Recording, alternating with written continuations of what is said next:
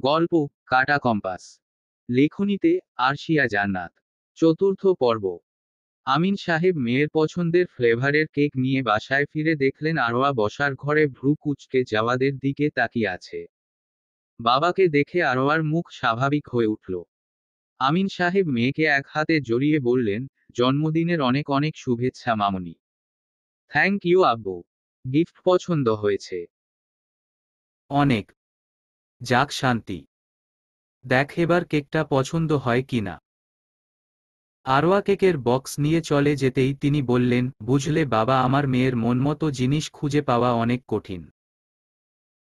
অনেক ভেবেচিন্তে ডিসাইড করতে হয়। তা দাঁড়িয়ে কেন বসো না? জাওয়াদ ভদ্রতাসূচক হাসি দিয়ে সোফায় বসে বলল, আপনি ভালো আছেন তো? আলহামদুলিল্লাহ ভালো। তোমাদের বাসায় সবাই কেমন আছেন? জি আলহামদুলিল্লাহ। আচ্ছা তুমি বসো, আমি ফ্রেশ হয়ে আসি। যা গরম পড়ছে এবার। আরোয়া ফিরে বলল, আপনি আমার প্রশ্নের জবাব দেননি এখনো। কি জবাব দিব? আপনার তো রাতে আসার কথা ছিল, এখন এলেন কেন? আমার শ্বশুরবাড়িতে আমি যখন ইচ্ছা তখন আসব। তোমাকে জবাবদিহি করতে হবে কেন? অবশ্যই করতে হবে। আমার জন্যই এটা আপনার শ্বশুরবাড়ি হয়েছে। আমাকে উত্তর দিবেন না তো কাকে দিবেন? ঝগড়া করো না তো। আমি এমনিতেই খুব টায়ার্ড। ফ্রেশ হব, রুমে এসো। আরোয়া লেবুর শরবত নিয়ে রুমে গেল। জাওয়াদ ততক্ষণে ফ্রেশ হয়ে টাওয়েল দিয়ে মুখ মুছতে লাগল। আরোয়া ওর দিকে শরবত এগিয়ে দিলে জাওয়াদ সেটা নিয়ে বলল, তুমি সারাক্ষণ এত কথা বলো, নিজের বার্থডের কথা একবারও বলনি কেন? সকালবেলা গাল ফুলিয়ে না রেখে যদি বলে দিতে বেশি সমস্যা হতো। প্রথম বছর জানতে শুনতে সময় লাগে না বলো? আমার বায়োডাটা দেখার সময় আপনি খেয়াল করেননি, আমি জানব কিভাবে? মানুষ তার পছন্দের মানুষের ছোটখাটো বিষয়ও নজরে রাখে। আর আপনি তো চোখের সামনে থাকা জিনিসও দেখতে পান না। তুমি খুব ঝগড়ুটে আরোয়া। হ্যাঁ, এখন সব দোষ আরোয়ার। আপনি তো একদম ভালো মানুষ। অবশ্যই এখানে আমার কোনো ফল্ট নেই। এমন না আমাদের বিয়ে হয়েছে বছর খানেক হয়ে গেছে আর আমি প্রতি বছর ভুলে যাই। তাছাড়া তোমার বোঝা উচিত আমি তোমার উপর শুরুতে ইন্টারেস্টেড ছিলাম না, না আমি এই বিয়েটা নিয়ে সিরিয়াস ছিলাম। তো তোমার বায়োডাটা দেখার সময় জাস্ট এডুকেশন সেক্টরটাই মন দিয়ে দেখেছি। এখন যদি সেটাকে কেন্দ্র করে ঝগড়া করতে থাকো তবে সেটা সম্পূর্ণ তোমার ইম্যাচিওরিটি। আমার এখানে কিছু বলার নেই। হ্যাঁ সেটাই, আমারই ইম্যাচিওরিটি।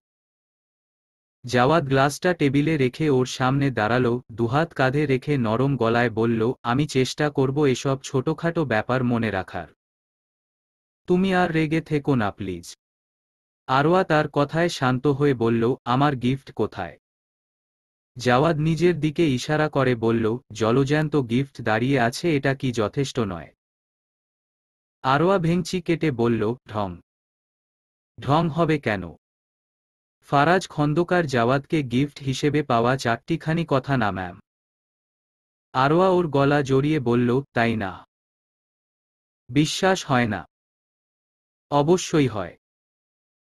জাওয়াদ মুচকি হেসে ওর কপালে চুমু খেল।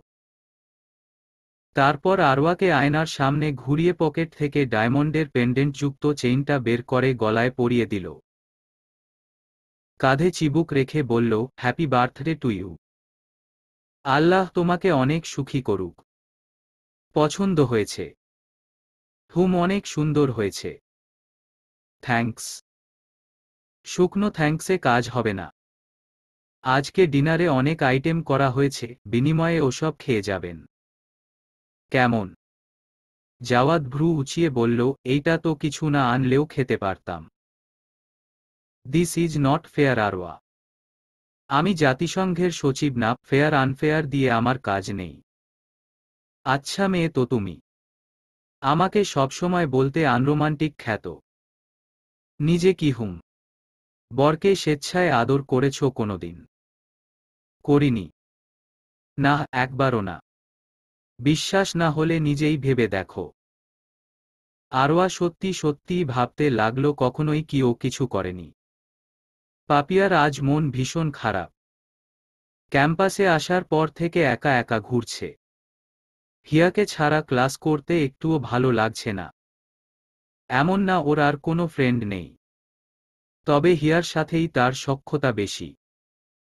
কেন যে ওর বিয়ে হয়ে গেল, সাথে সাথে চলেও গেল চাঁদপুরে। ফাইনাল পরীক্ষার সময় শুধু আসবে হয়তো। পাপিয়া অসহায়ের মতো এদিক ওদিক ঘুরতে লাগল। রিজভি ওর মাথায় টোকা দিয়ে বলল, কিরে এমন অসহায় নারীর মতো মুখ করে ঘুরে বেড়াচ্ছিস কেন? জামাই মরে গেছে নাকি? সবসময় অলুক্ষণে কথা বলিস না তো। জামাই আসলোই না এখনো, তুই কি না তাকে মেরাই ফেলছিস? বাব্বাহ, জামাইয়ের জন্য এত দরদ? অবশ্যই। জামাইয়ের জন্য দরদ হবে না তো কি তোর জন্য হবে? পুরো পৃথিবীতে একটা মাত্র জামাই হবে আমার, তার ভ্যালু বেশি হবে না। তোর কথা শুনে আমি পুরা কেন্দে দিয়েছি। নাটক করিস না রিজভি, এমনিই মেজাজ খারাপ লাগতেছে। কি হইছে?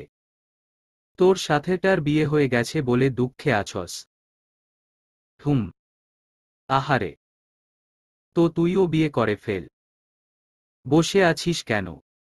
করব তো আগে কুহু আপুর বিয়ে হোক, তারপর আমার সিরিয়াল। তোর কুহু আপুর কাহিনী বুঝি না। এ বিয়ে করে না কেন? আপু মনমতো ছেলে পায় না, উনার কোরিয়ান ছেলে পছন্দ। এখন সব মেয়েরই ওদের পছন্দ। তাই বলে কি সবাই ওই দেশে চলে গেছে নাকি? দেখবি তোর বোন এমন ছেলেরে বিয়ে করবে যে কোরিয়ার উল্টা ভার্সন। গোপাল ভাঁড়ের উত্তরসূরি টাইপ বাঙালি পুরুষ। আমার সেটা মনে হয় না। কত ভালো ভালো ছেলে দেখছে, পাত্তাই দেয় নাই। তাহলে তো 100% নিশ্চিত থাক, যারা বেশি বাছে তাদের কপালে পছন্দের বিপরীত জুটে। তুই খুব নেতিবাচক। মানুষ জীবনসঙ্গী রুচি অনুযায়ী খুঁজতেই পারে। এটাকে খারাপ ভাবিস কেন? সারা জীবন যার সঙ্গে জীবন কাটাবে তাকে যদি পছন্দই না হয় চলে। আমি বলছি না বাছাই করা খারাপ, তবে অতিরিক্ত করলে শেষটা ভালো হয় না। যাই হোক, সেতিরে নিয়ে ঝগড়া করতে চাইছি না। চল ক্যাফেতে যাই, গরমে জান যাচ্ছে গা আমার। হ্যাঁ আমি পাগল তো তোর সাথে ক্যাফেতে যাব, আর তুই সামিয়ার বিলটাও আমার কাঁধে তুলে দিবি বলেই পাপিয়া জিভ কাটল। রিজভির হাসিমুখ মুহূর্তেই বদলে গেল, দীর্ঘশ্বাস ফেলে বলল, সামিয়া। পাপিয়া প্রসঙ্গ পাল্টাতে বলল, তোর ইউকে যাওয়া কনফার্ম হলো? মোটামুটি কনফার্ম। বাবা ভেজাল না করলে এ বছরই হয়তো চলে যাব ইনশাআল্লাহ। তোরা সবাই চলে যা, ঢাকায় আমার আর কেউ থাকিস না। তোর হাবিগুষ্টি সব ঢাকাতেই আছে। এমন ভং ধরিস যেন একা পড়ে থাকবি। ফ্রেন্ড তো হাতে গণা কয়েকজনই, তার মধ্যে বেস্ট দুজনই চলে যাচ্ছিস। ধুরর পাগলি রুলায়েগা কেয়া। না, তুই থাকতে থাকতেই বিয়ে করে ফেলতে হবে, নয়তো সত্যিই আমি একা থেকে থেকে বেকা হয়ে যাব। করে ফেল। সামনে বর্ষা আসছে, এ সময় বিয়ে করা আরাম। তুই হালা বাক্কা শেয়ানা, সব ঋতুতেই বেনিফিট খুঁজে পাস। গরমে ভালো, বর্ষায় ভালো, শীতে ভালো, সবটাতেই তোর ভালো লাগে। যা সত্যি তাই তো বলি। বিয়ে সব ঋতুতেই জোশ। আমার কি দোষ? হ তোর জন্য। তুইও করে ফেল। আমি আর বিয়ে করব না রে, চিরকুমার থেকে যাব। ধুরর, ভুল মানুষের জন্য এমন সিদ্ধান্ত নেওয়া বোকামি। এসব অহেতুক চিন্তা মাথায় আনিস না। রিজভি ম্লান হাসল, জবাব দিল না। কোকেয়া বিছানায় এমন জোরে ঝাড় দিচ্ছে যেন এই বিছানার তোষকের সাথে তার জন্মের শত্রুতা। জহির সাহেব পেপারের ফাঁক দিয়ে স্ত্রীর মতিগতি বোঝার চেষ্টা করছেন। এখন উঠে দৃষ্টি আকর্ষণ করলেও সমস্যা, তাই চুপচাপ পেপার পড়ার ভান করেই বসে রইল। কোকেয়া নিজেই তার সামনে এসে বললেন, তোমার কাছে পেপার পড়াই সবচেয়ে জরুরি তাই না? বড় ভাইজানকে দেখেছ? কয়দিনের জন্য দেশে ফিরেন, তাও বড় ভাবিকে নিয়ে কত জায়গায় যায়। শপিং করে, আনন্দ করে। উনি এমনিতে সবার সামনে খিটখিট করলেও বউকে ঠিকই ভালোবাসে। ছোট ভাইও তার বউকে কত কি কিনে দেয়, প্রতি মাসে 23 বার বাচ্চাদের নিয়ে কতখানে যায়। আর তুমি একই ছাদের নিচে থেকেও একটা দিন আমায় বেড়াতে নিলে না। কিছু বললে বলো বুড়ো হয়ে গেছি। ওদের দেখো, একজন তোমার বড়, আরেকজন তোমার ছোট। দুই ক্যাটাগরি দেখিয়ে গেল, শখ আহ্লাদের বয়স থাকে না। জহির সাহেব কি উত্তর দিবেন বুঝতে পারলেন না। মাথা নাড়িয়ে বললেন, তোমার কথা একদম 24 ক্যারেট খাঁটি। এখানে কোনো খাদ নেই। আমি মিডেলে হয়ে ভেজালে পড়েছি। না বড় ভাই হতে পারলাম, না ছোট। সেন্টিমেন্ট আর অ্যাটাক করতে এসো না, খবরদার। আমি বলেই তোমার সংসার করছি, অন্য কোনো মেয়ে হলে কবেই চলে যেত। তোমার এসব গোয়ার তুমি সহ্য করে এত বছর সংসার করতো না। আমারই পোড়া কপাল। কত ভালো ভালো সম্বন্ধ এসেছিল। সেসব বাদ দিয়ে কেন যে তোমাকে দেখে মাত্রই পছন্দ করতে গেলাম। সবই নিয়তি। কথায় বলে না, হায়রে কপাল মন্দ, চোখ থাকিতে অন্ধ। চোখের কথা শোনাই কাল হল। আমাকে শেষ করতে না দিয়ে তুমি এসব বললে কেন? দেখো, তুমি এমনিতেই এতক্ষণ বিছানা ঝেড়ে হয়রান হয়ে গেছো। এখন আবার চেঁচিয়ে এত কথা বলতে কষ্ট হবে ভেবে আমিই বলে দিলাম। যত যাই হোক, তুমি আমার অর্ধাঙ্গিনী না। তোমার কষ্ট কমানো আমার ফরজ না। মন ভোলানোর কথাতেই আছো। ওইটাই যে সম্পদ জনাবা। নয়তো এত সুন্দরী রমণীকে ঘরণী করে রাখার সাধ্য আমার মতো অধমের ছিল। কোকেয়ার রাগ যে পড়ে গেছে তার চেহারা দেখেই বোঝা গেল। তবুও শক্ত গলায় বলল, অত কথা জানি না, আজ আমায় নিয়ে বের না হলে খবর আছে। যথা আজ্ঞা মহারানী। ক্লাস শেষে আরোয়া রুমাইসার সাথে গল্প করতে করতে গেইটে এসে দেখে জাওয়াদ গাড়ির সামনে হেলান দিয়ে দাঁড়িয়ে আছে। তার পরনে sea green colour formal shirt, বরাবরের মতো ইন করা, চুলগুলো বেশ সুন্দর করে গোছানো, রোমশ হাতে এস কালার ওয়াচটা সগর্বে বসে আছে। চোখে সানগ্লাস থাকায় দৃষ্টি বোঝা গেল না। আরোয়া দূর থেকে তাকে দেখে মুগ্ধ হল। মনে মনে বলল, আল্লাহুমা বারিক লাহু। মাশাআল্লাহ, আমার বউটা দেখতে এত দারুণ। কোনো ডাইনির বদনজর না লাগুক। রুমাইসা ওর দৃষ্টি অনুসরণ করে বলল, ভাই তুই এমনভাবে তোর জামাইয়ের দিকে তাকাই আছস যেন আজকে প্রথম দেখলি। দোস্ত, তুই বিয়ে করলে বুঝবি জামাইয়ের দিকে তাকাই থাকতেও শান্তি। আমি তোরেই এমন দেখছি। আচ্ছা তুই যা, আমি লাইব্রেরি যাব। আল্লাহ হাফিজ। আল্লাহ হাফিজ। আরোয়া জাওয়াদের দিকে তাকিয়েই মন্ত্রমুগ্ধের মতো এগিয়ে গেল। আজ সকালেও তো একসঙ্গে বেরিয়েছে, কই তখন তো এত চোখে পড়েনি, নাকি এমন রৌদ্রোজ্জ্বল দিনে দূর থেকে দেখায় বেশি আকর্ষণীয় লাগছে। আরোয়ার চাহনি দেখে জাওয়াদের ঠোঁটের কোণে হাসি ফুটে উঠল।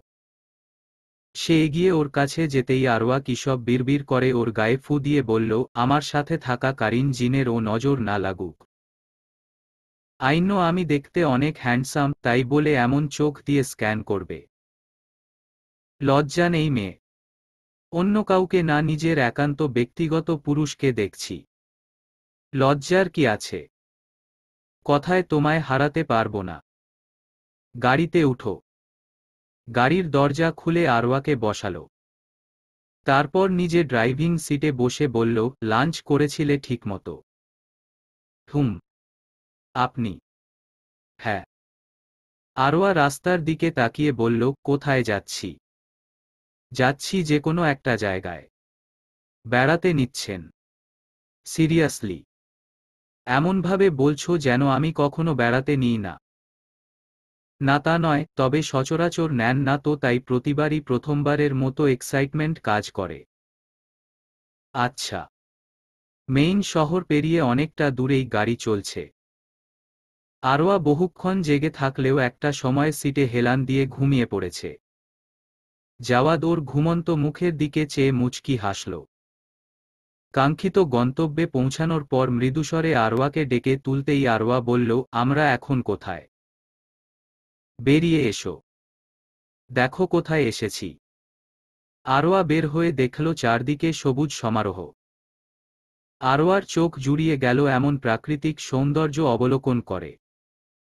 জাওয়াদ গাড়ির চাবিটা গার্ডকে দিয়ে আরওয়ার হাত ধরে ভেতরে প্রবেশ করল।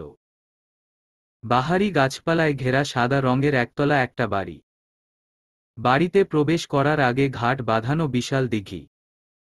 আরওয়া চারদিক দেখে দেখে এগোতে লাগল।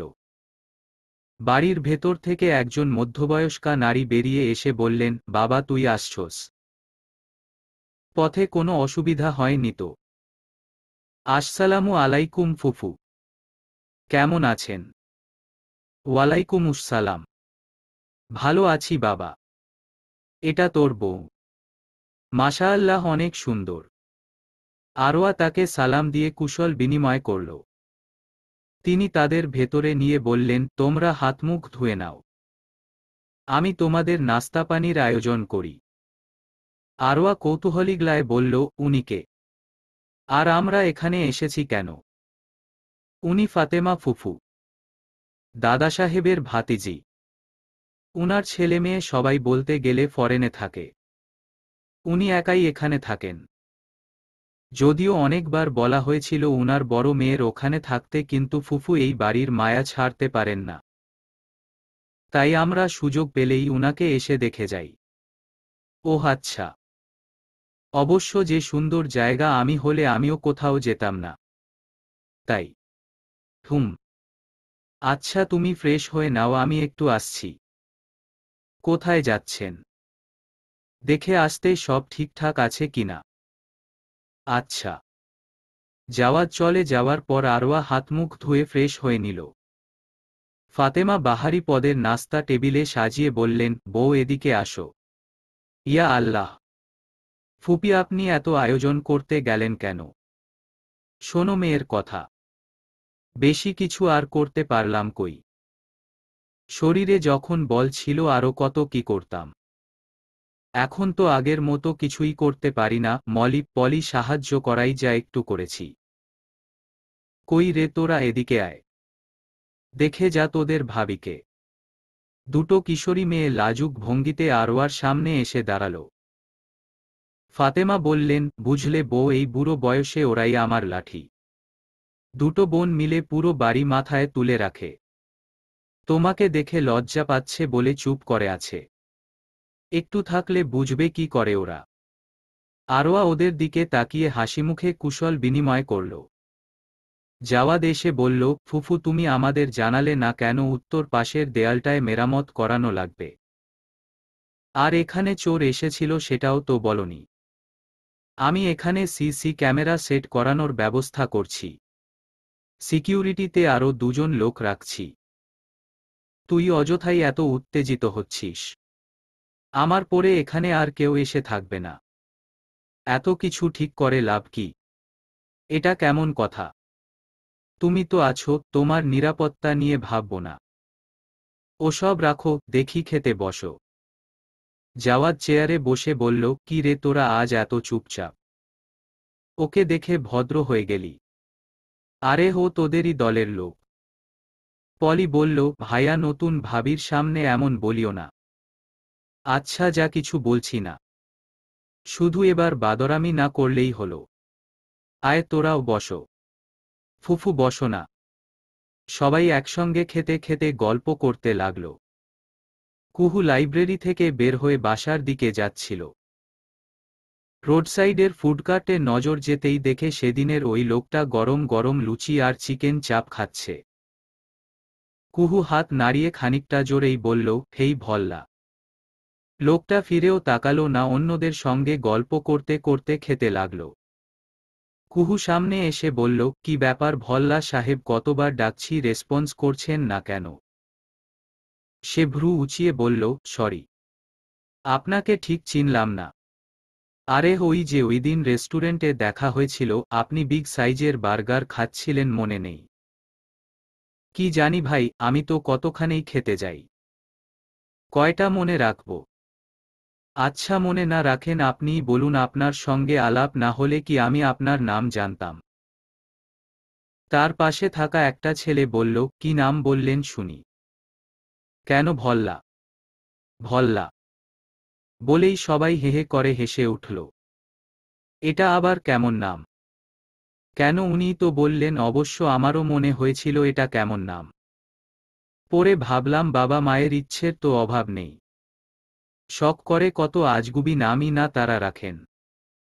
যেমন আমারটাই দেখেন, কোকিল ডাকা দিনে হয়েছি বলে আমার নাম রেখে দিল কুহু। আবার আমাদের এক স্যারের নাম ফকির, এক ম্যামের নাম পেয়ারা। এরকমই হয়তো উনাকে ছোটবেলায় ভল্লা কামড়েছে, তাই উনার নাম ভল্লা। তার কথা শুনে উপস্থিত সবাই বেশ মজা পেল।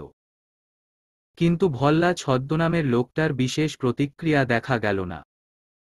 একটা মেয়ে কোনোমতে হাসি চেপে বলল, তোমার লজিক বুঝলাম আপু, কিন্তু ওর নাম ভল্লা না, ওর নাম হলো ইশরাক। তুমি ওকে এই ফানি নামে আর ডেকো না। Nice name. থ্যাঙ্কস আপু। আপনারা কি আশেপাশে কোথাও জব করেন নাকি? হ্যাঁ, এই যে সামনের বিল্ডিংটা দেখছো, ওখানেই আমরা জব করি। ব্রেকে এসেছি নাস্তা খেতে, তুমিও জয়েন করো। না আপু, ঠিক আছে। কুহু ইশরাক থেকে এমন বলাটা আশা করছিল, কিন্তু সে তাকে নিরাশ করল। কুহু বলল, এটা কি খেতে খুব মজা? আমি এত কথা বললাম, আপনার মনোযোগই সরল না। ইশরাক বলল, অচেনা কারো সঙ্গে কথা বলার চেয়ে তেল মশলার কম্বিনেশন পারফেক্ট হলো কিনা তা যাচাই করা বেশি ভালো। আপনি ফুড ব্লগ করেন নাকি? চ্যানেলের নাম কি? আমি ফুড লাভার, ফুড ব্লগার নই। Very interesting. মামা, আমাকেও সেইম প্ল্যাটার দিন তো, আমিও খেয়ে দেখি কেমন মজা। অন্যরা একে অপরের দিকে চোখের ইশারায় হাসতে লাগল। এই শোনো, হুম বলো, তুমি আজান দিতে পারো? কেন? বলো না। আজান পুরোটা মুখস্থ আছে। হুম পারি তো। শোনাও তো। নাহিয়ান কাজ রেখে সাবার দিকে ফিরে বলল, হঠাৎ আজানের কথা আসছে কেন, কি হয়েছে? আমি একটা পাকিস্তানি ড্রামায় দেখেছি, ওদের যখন বেবি হলো নায়ক তার বাচ্চার কানের কাছে আজান দিচ্ছিল।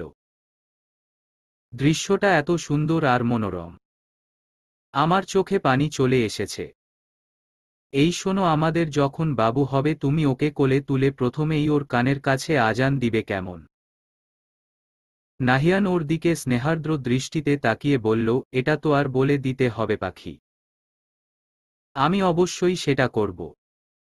সাবা উঠে ওর কোলে বসে গলা জড়িয়ে বলল, আমাদের কবে বাচ্চা হবে নাহিয়ান? কবে আমরা ছোট্ট ওইটুকুন পুতুলকে বুকে নিব, আদরে আহ্লাদে প্রাণ জুড়াব? আল্লাহকে বলো না তাড়াতাড়ি আমার কোল যেন আলো করে দেয়। সাবার চোখ দিয়ে নীরবেই পানি ঝরতে থাকে। নাহিয়ান ওকে বুকে চেপে বলে, এত অধৈর্য হয় না, আল্লাহ নিশ্চয়ই তোমাকে সন্তানের জননী করবে ইনশাআল্লাহ। পাপিয়া বিভিন্ন কোম্পানিতে সিভি জমা দিয়েছিল, সেই সুবাদে কাল তার একটা ইন্টারভিউ আছে, তারই প্রিপারেশন নিতে বইপত্র নিয়ে বসেছে। দরজায় টোকার শব্দ শুনে সে পেছনে ফিরে তাকিয়ে দেখে তার ছোট ভাই জাহিদ দাঁড়িয়ে আছে। ভেতরে আয়। আপু, কি করছিস? কাল ইন্টারভিউ আছে, তার জন্য টুকটাক পড়ছি। কিছু বলবি? হ্যাঁ। আচ্ছা বলতো, পৃথিবী আহ্নিক গতি যদি সামহাও কমে যায় তাহলে কি সময়ের উপর কোনো প্রভাব পড়বে? হ্যাঁ, পড়ে তো। আহ্নিক গতি কমলে দিনের দৈর্ঘ্য বাড়বে, অর্থাৎ সময় ধীরে যাবে। তার মানে যদি আহ্নিক গতি বাড়ে তাহলে সময় দ্রুত যাবে। হুম। আপু, আমি দুইটা আর্টিকেল পড়েছি। একটায় দেখলাম চীনের 3 গর্জেস বাঁধের জন্য পৃথিবীর আহ্নিক গতি কিছুটা কমে গেছে। আবার আরেক জায়গায় পড়লাম পৃথিবীর আহ্নিক গতি বেড়ে গেছে, এখন পৃথিবী নিজ অক্ষে ঘুরতে 24 ঘন্টা লাগছে না। কোনটা সত্যি? দুটোই সত্যি। সময় দ্রুত যাচ্ছে, তবে পরিমাণটা এখন পর্যন্ত খুব সামান্য। চীনের বাঁধগতি কমানোতে প্রভাব ফেলছে, এটাও সত্যি। তবে আজকে এ নিয়ে বিস্তর আলোচনা করতে পারবো না। তোরা সবাই খুব বিজি থাকিস। আমার একদম ভালো লাগে না। তোর স্কুল বন্ধ নাকি? পড়ালেখা নাই? পড়াশোনা করতে গিয়েই তো এসব মাথায় এলো। আচ্ছা আপু, ধর এই পৃথিবীতে টিকে থাকার আর কোনো উপায় রইল না। সবাই দলে দলে মঙ্গল গ্রহে চলে যাচ্ছে। তুই কি করবি? কি করব, আর সবার সাথে আমিও চলে যাব। কিন্তু আমি যাব না। কেন? তুই এখানে সারভাইভও করতে পারবি নাকি? জাহিদ হেসে বলল, ভেরি সিম্পল আপু, সবাই যদি অন্য গ্রহে চলে যায় এই গ্রহ একদম ঠিক হয়ে যাবে। হ্যাঁ, শুরুতে অনেক সমস্যা হবে, তবে কয়েক মাসের মধ্যেই সব ঠিক হয়ে যাবে। দূষণ করার মানুষই যখন থাকবে না তখন আর ধ্বংস করবে কে? চারদিকে নতুন গাছপালা গজাবে, ইলেকট্রনিক্স ডিভাইস সব নষ্ট হয়ে যাবে, গাছপালা বৃদ্ধির ফলে গ্লোবাল ওয়ার্মিংও ঠিক হয়ে যাবে। আমার তো মনে হয় কয়েক বছরও লাগবে না সব ঠিকঠাক হতে। তাই সবাই চলে গেলেও আমি থেকে যাব। পাপিয়া ওর কথা শুনে বিস্মিত হয়ে গেল। ওর চিন্তাভাবনা এই ছোট্ট বয়সেই এমন আলাদা। সামনে কি করবে কে জানে। হয়তো ভবিষ্যতে নাসার বিজ্ঞানী বা গবেষক হয়ে গেল। বলা যায় না। গাছ থেকে ডাব পাড়া মাত্র সাথে সাথেই দাদিয়ে কেটে আরওয়াকে দিল মফিজ। আম্মিজান, খেয়ে দেখেন, এই গাছের ডাব খুবই মিষ্টি। এমন মিষ্টি পানি কোথাও আর পাবেন না। পলি একটা গ্লাস এনে ডাবটা উপুর করে পানিটা নিয়ে আরওয়াকে দিল। আরওয়া প্রথম চুমুক দিয়েই বলল, উমম, অনেকই আমি। চাচা, আমি কি আরেকটা পেতে পারি? এটা বলতে হয় আম্মিজান। এইখানে যতগুলি দেখছেন সব তো আপনাদের জন্যই। যত ইচ্ছে খান। আমি আরও কাটতেছি, দাঁড়ান। আরওয়া খুশি মনেই ডাবের পানি খেতে খেতে জাওয়াদের কাছে গেল। জাওয়াদ ছাদে বসে ল্যাপটপে কাজ করছে। এই ডাবের পানি খাবেন? অনেক মিষ্টি আর ঠান্ডা। মন প্রাণ জুড়িয়ে যায় টাইপ। বলেই সে আরেক চুমুক খেল। জাওয়াদ কাজ রেখে ওর দিকে তাকিয়ে রইল। আরওয়া বুঝল জাওয়াদেরও খেতে ইচ্ছে করছে। সে তার গ্লাস বাড়িয়ে দিয়ে বলল, নিন খান। আরও কয়েক গ্লাস আছে। আপনি বললে নিয়ে আসব। জাওয়াদ ল্যাপটপ একপাশে রেখে আরওয়াকে বলল, এদিকে এসো। কেন? আসতে বলেছি, আসবে। এত প্রশ্ন কেন? আরওয়া ওর পাশে বসে বলল, আপনি ডাব খাবেন না? আমি পুরোটা খেয়ে ফেলি। খাও। আমি খেয়েছি বলে এখান থেকে খাবেন না যে? আলাদা গ্লাসে আনব। জাওয়াদ অন্যদিকে চেয়ে বাঁকা হাসল। আরওয়া সেই হাসির অর্থ বুঝবার আগেই সে তার ঠোঁটজোড়া দখল করে নিল। কিছুক্ষণ পর আরওয়া সরে গিয়ে নিজের ঠোঁট চেপে বলল, এটা কি হলো? এরকম হুটহাট কেউ চুমু খায়? তো কি বলে কয়ে খায় নাকি? তাছাড়া তুমি বারবার বলছিলে খাওয়ার জন্য। আমি ডাবের পানি খেতে বলেছিলাম আমাকে না। ওই একটা হলেই হলো। আপনি খুব রোমান্টিক, তাই না? না। বেশরম। ভেবে বলছো তো? এখানে ভাবার কি আছে? ঠিকই তো বলেছি। রোমান্টিকের খাঁটি বাংলা এটাই গো। এখন তুমি যাই বলো, আমি গায়ে মাখছি না। বউয়ের কাছে সভ্য লাজুক হয়ে থাকলে প্রেম ভালোবাসা আর হয় না, বুঝলে? আরোয়া ভেঙচি কেটে ওখান থেকে চলে গেল। জাওয়াদ হেসে মনে মনে বলল, বউকে চুমু খেলে সত্যিই স্ট্রেস কমে যায়। দেখতে দেখতে বছর ঘুরে রোজার মাস চলে এসেছে। সবাই মিলে সাহরি আর ইফতার করার মাঝে এক অন্যরকম আনন্দ। প্রতিবছর রমজান মাসে খন্দকারদের পক্ষ থেকে ইফতারের আয়োজন বেশ বড় করে করা হয়। এ সময় নির্দিষ্ট স্থানে পথচারী, মুসাফির সহ যেকোনো শ্রেণীর রোজাদারের জন্য ইফতারের ব্যবস্থা করা তাদের রেওয়াজে পরিণত হয়েছে।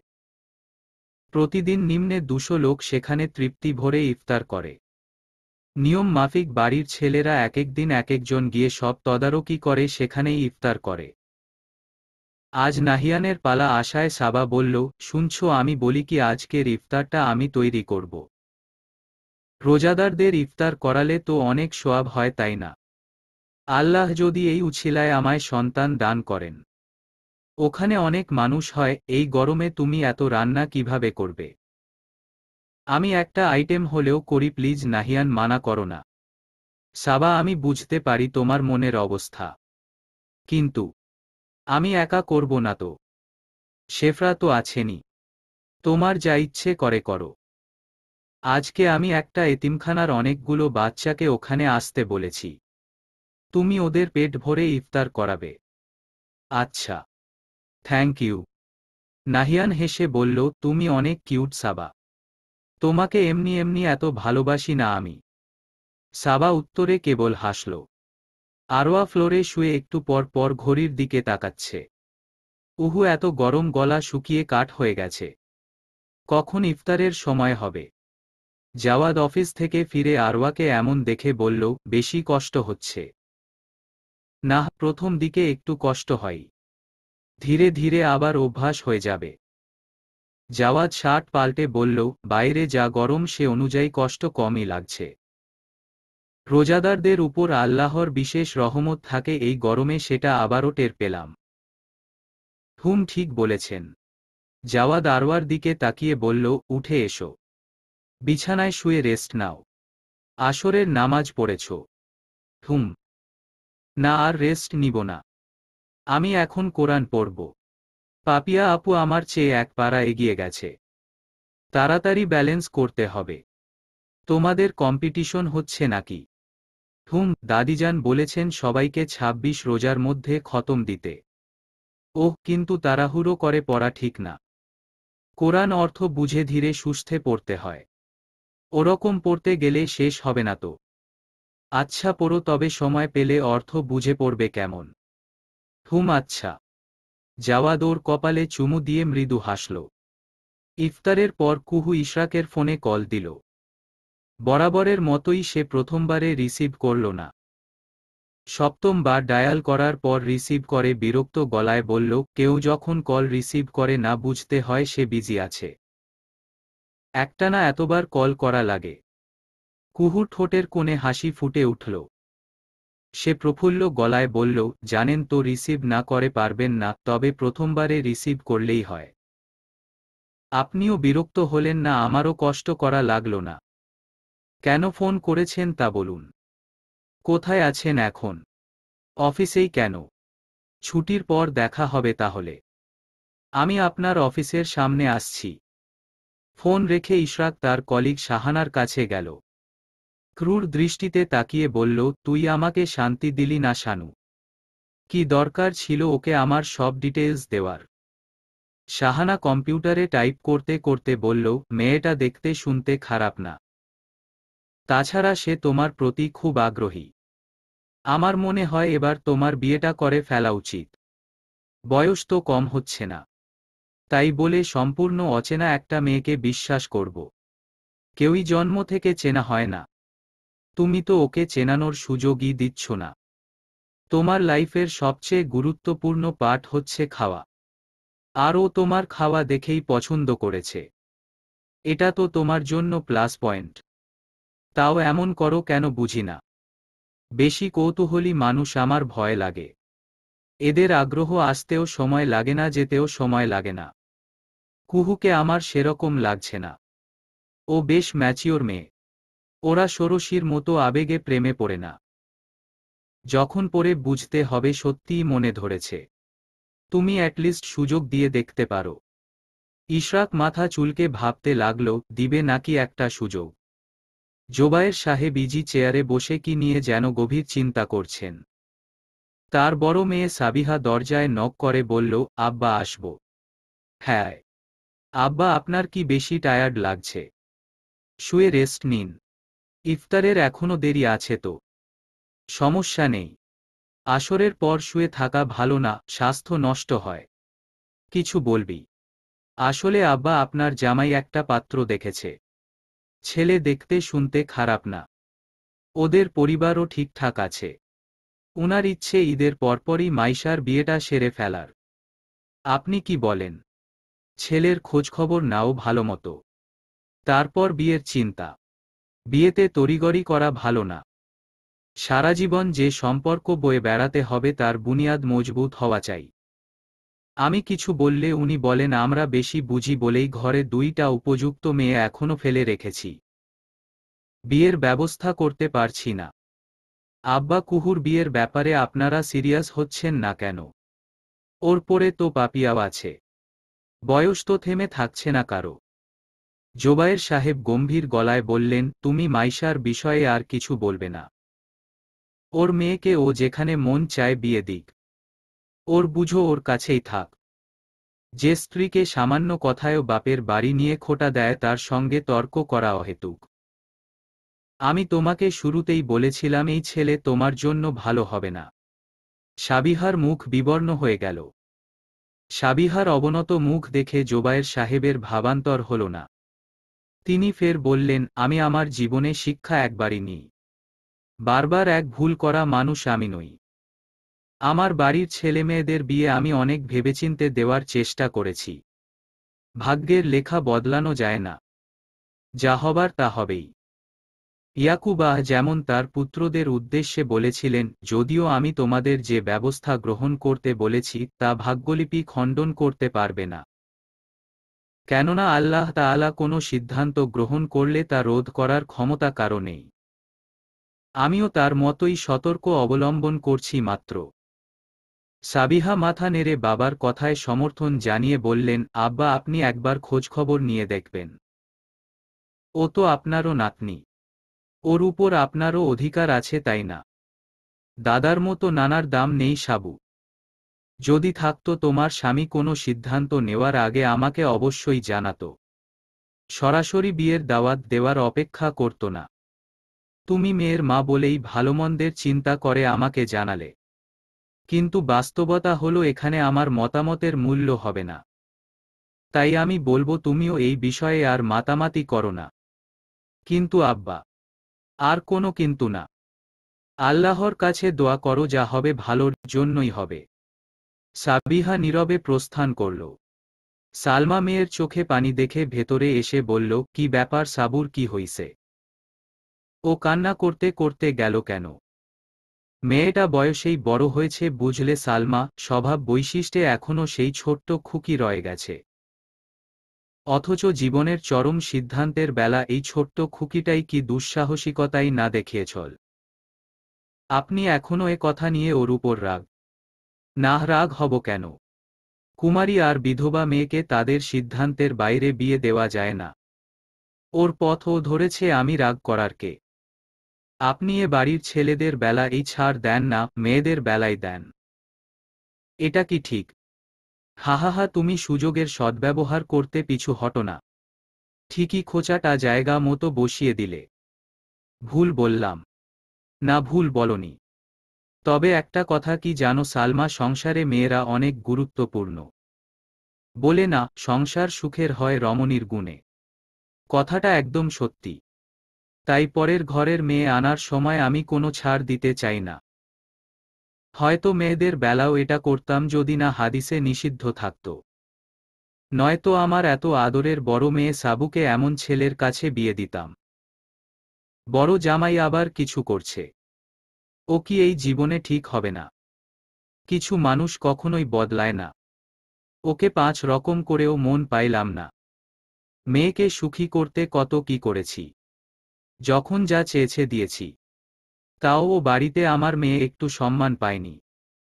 ওর নসিবই খারাপ আসলে। ওসব বাদ দাও। এখন ওসব শুনতে ইচ্ছে করছে না। সালমা আর কিছু বলল না, কিন্তু চোখ দিয়ে পানি ঠিকই পড়তে লাগল। জাওয়াদের মনমেজাজ একদম খারাপ হয়ে আছে। আজকের মিটিংটা ওর জীবনের সবচেয়ে জঘন্য মিটিং ছিল। টেন্ডারটা হাতের নাগালে এসে একটুর জন্য ফসকে গেল। ভাবতেই গাটা জ্বলুনি দিয়ে উঠছে। বিক্ষিপ্ত মেজাজ নিয়েই সে নিজেই গাড়ি নিয়ে বেরিয়ে এসেছে, রফিক বা সাম্যর অপেক্ষা করেনি। রাগটা আরও বাড়িয়ে দিতেই বুঝি রাস্তায় এত লম্বা জ্যাম বেঁধেছে। ইফতারটা না আজ রাস্তাতেই করা লাগে। কথা ছিল মিটিং সাকসেসফুল হলে ওখানেই সবার সঙ্গে ইফতার করবে। কিন্তু সেটা আর হলো না। এখন মাঝরাস্তায় গাড়িতে বসে থাকা ছাড়া আর উপায় নেই। আরওয়া সাবার পাশে বসে বলল, ভাবি আজকে ভাইয়াও বাসায় ইফতার করবে না? না, আজকে বাসায় এত গেস্ট অথচ ঘরের ছেলেরাই নেই। ভাইয়াকে মিস করছো বুঝি? তা করছি একটু। চিন্তা করো না, সন্ধ্যায় চলে আসবে। কোকেয়া হন্তদন্ত হয়ে কিচেনে ঢুকে বলল, রাহেলা, দুলাইভাইয়ের জন্য রুহাফজার মিল্ক শেক করেছিস? হুম মেঝো ভাবি, করছি তো। গোলাপ জল দিছোস? আইত্তেরি ভুইলাই গেছি। খারান এখনই দিতাছি। সাবা কাবাব বানানো শেষ? হুম, সেই কখন। আরোয়া, তুই কি বানিয়েছিস দেখি? আমি সবচেয়ে কঠিন আইটেম করেছি আম্মু। তবে আমি শিওর খাওয়ার পর সবাই বলবা সেই হইছে। কি আইটেম শুনি? আরোয়া সগর্বে বলল, আমি ক্যারামেল পুডিং বানিয়েছি। সাবা আর রাহেলা ওর কথা শুনে ঠোঁট চেপে হাসতে লাগল। কোকেয়া ওর দিকে তাকিয়ে বলল, আমার বৌমাটা কি কঠিন রেসিপি না তৈরি করেছে? তোরা কেউ পারবি এত কঠিন রান্না করতে? সাবা হেসে মাথা নাড়াল। আরোয়া বলল, আম্মু দেখো, এটা বানানো এতটাও কঠিন না, ক্যারামেলটা ঠিকঠাক করতে পারলেই সব সহজ। হয়েছে বাবা, আমি বুঝেছি। এই কঠিন রান্না করার জন্য তোকে অনেক ধন্যবাদ। এখন চল সবাই, ইফতারের সময় হয়ে আসছে। সবাই ডাইনিংয়ে ইফতার সামনে নিয়ে মোনাজাত ধরেছে। এই মুহূর্তে রোজাদার যা দোয়া করে আল্লাহ তাআলা সেটা পূরণ করেন। তাই সবাই এই সময়টায় নিজেদের মনের যত ইচ্ছে আছে সব এই সময়টায় মোনাজাতে চেয়ে থাকে। সাবার অবশ্য একটাই চাওয়া, ওর কোল আলো করে একটা সন্তান আসুক। তার এই মোনাজাতে কুহু, কোহিনূর সহ পরিবারের অনেক সদস্যই অংশীদার হয়। সবার চাওয়া এই একটা পয়েন্টে এসে ঠিকই মিলে যায়। জোবায়ের সাহেব নিজের পুরো পরিবারের দিকে চেয়ে মুচকি হাসেন। আর মনে মনে বলেন, ওদের সবাইকে মাফ করে দেওয়া আল্লাহ। ওরা যেন মিলেমিশে সুখে শান্তিতে বাস করে। জাওয়াদ বাসায় ফিরেছে প্রায় 2 ঘন্টা পর। রাস্তায় পানি আর বিস্কিট দিয়ে রোজা ভেঙেছে। কথায় বলে, যেদিন খারাপ হয় সব দিকেই হয়। বাসায় ঢুকে সবাইকে হাসি ঠাট্টা করতে দেখে ওর মন আরও ক্ষিপ্ত হয়। এদের এত হেহে হিহি আসে কোত্থেকে কে জানে। ওকে এরকম গম্ভীর মুখে কথা না বলে চলে যাওয়াটা সবার চোখেই পড়ে। কোকেয়া কি একটা আন্দাজ করে আরোয়াকে বলে, আরোয়া, ওর জন্য খাবার আর শরবত নিয়ে যাত মা। আরোয়া শাশুড়ির কথামতো সেসব নিয়ে রুমে যায়। রুমে ঢুকে দেখে জাওয়াদ চুপচাপ বসে আছে। আরোয়া হাসিমুখে খাবারগুলো টেবিলে রেখে বলল, ফ্রেশ হয়ে খাবারগুলো খেয়ে নিন। জাওয়াদ কোনো উত্তর দিল না। আরোয়া ওর পাশে বসে বলল, মুড অফ কেন? কিছু হয়েছে? এত কথা বলো কেন? চুপ করে থাকা যায় না। জাওয়াদের ধমক শুনে আরোয়া চুপ হয়ে গেল। জাওয়াদ উঠে ওয়াশরুমে ঢুকে ফ্রেশ হয়ে নিল। মাথায় পানি ঢেলে উ করে মাগরিবের নামাজের কাজা পড়ল। আরোয়া এক কোণে দাঁড়িয়ে সব দেখছে। অন্য সময় এভাবে বকা দিল ও হয়তো এতক্ষণে কেঁদে কেটে এক করে ফেলত। কিন্তু আজ সেটা করছে না। এখন রুম থেকে সরে গেলে যদি জাওয়াদ আর না খায়, তাই আর নড়ছেও না। জাওয়াদ নামাজ শেষ করে উঠে আরোয়ার দিকে তাকালো। আরোয়া ওর শান্ত চাহনি দেখে সাহস করে কাছে গিয়ে জড়িয়ে ধরল। পিঠে হাত বুলিয়ে বলল, এত রাগ করে না জনাব, শান্ত হয়ে জানত। জাওয়াদ নীরবে তার আলিঙ্গন অনুভব করতে লাগল। ধীরে ধীরে সব অশান্তি যেন প্রশমিত হয়ে যাচ্ছে। ইফতার করেননি তাই না? দেখি চলুন আগে খেয়ে নিবেন। জাওয়াদ ওর চিবুক তুলে বলল, এগুলো কিভাবে পারো বলো তো? কোথায় শিখেছ এই ফর্মুলাগুলো? কোথায় যেন পড়েছিলাম, ওয়ান হু স্যান ফাইস এভেরথিং, সেটাই অ্যাপ্লাই করলাম। Very smart. আরোয়া তাকে টেনে চেয়ারে বসিয়ে বলল, আই নো। নিন শুরু করুন। জাওয়াদ হেসে খেতে শুরু করল। আরোয়াও তার রাজ্যের গল্প খুলে বসল। সাপোর্টিভ জীবনসঙ্গী সাথে থাকা মন্দ না, বরং শান্তিরই বটে। রিজভির কল দেখে পাপিয়া হাতের কাজ রেখে ফোন নিয়ে বসল। হেই পাপিতা, কি খবর? কেমন আছিস? ভালো, তুই? ভালো। বাসায় সবাই ভালো তো? হুম, সবাই ভালো। তোর কথা বল। ওখানে সব ঠিকঠাক তো? হ্যাঁ ঠিকঠাকই, তবে সাহরি আর ইফতারে খুব মন খারাপ লাগে। সবাইকে মিস করি অনেক। স্বাভাবিক। এখানে কেউ নেই বললেও অনেকে আছে। উৎসবমুখর পরিবেশ আছে। ওখানে তোর একা লাগবে স্বাভাবিক। আমি ভুল করেছি রে, বিয়ে করে বউ সাথে করে আসা উচিত ছিল। আমার এক ফ্রেন্ড স্পাউজ নিয়ে এসেছে। ওর রান্না খাওয়ার প্যারা নাইট আর এলো নো কম লাগে। আমিই ভেজালে পড়ছি। তুই তো বিয়েই করবি না বলছিলি। এখন উল্টা সুর কেন? এখনো মতো বদলায়নি পরিস্থিতির শিকার। তোকে নিয়ে আসা উচিত ছিল রে। তোর রান্নার হাত যদিও বেশি সুবিধার না, বাট আমার চেয়ে বেটার, এটা সত্যি। এহহ শখ কত। শপিং করলি? হুম। তুই? না। করার দরকার পড়বে না। আসবার সময় যা এনেছি সব পরা হয়নি। নতুন আছে। তাও ঠিক। আচ্ছা শোন। বল। আমার এখানে একটা ফ্রেন্ড হয়েছে। ব্রিটিশ ছেলে বাট মুসলিম। ওর ইচ্ছে বাংলাদেশি মেয়ে বিয়ে করার। তোর জন্য দেখব নাকি? বিদেশি ছেলের প্রতি আমার ইন্টারেস্ট নাই। কুহুর জন্য। আপু এখন বিদেশি খোঁজে না রে। একটা পেটুক ছেলের প্রেমে হাবুডুবু খাচ্ছে। বলিস কি রে? চিকনাচাকনা কোরিয়ান পোলা বাদ দিয়ে সরাসরি ভোজন রসিক। দেখেছিস আমার কথা ফলেছে?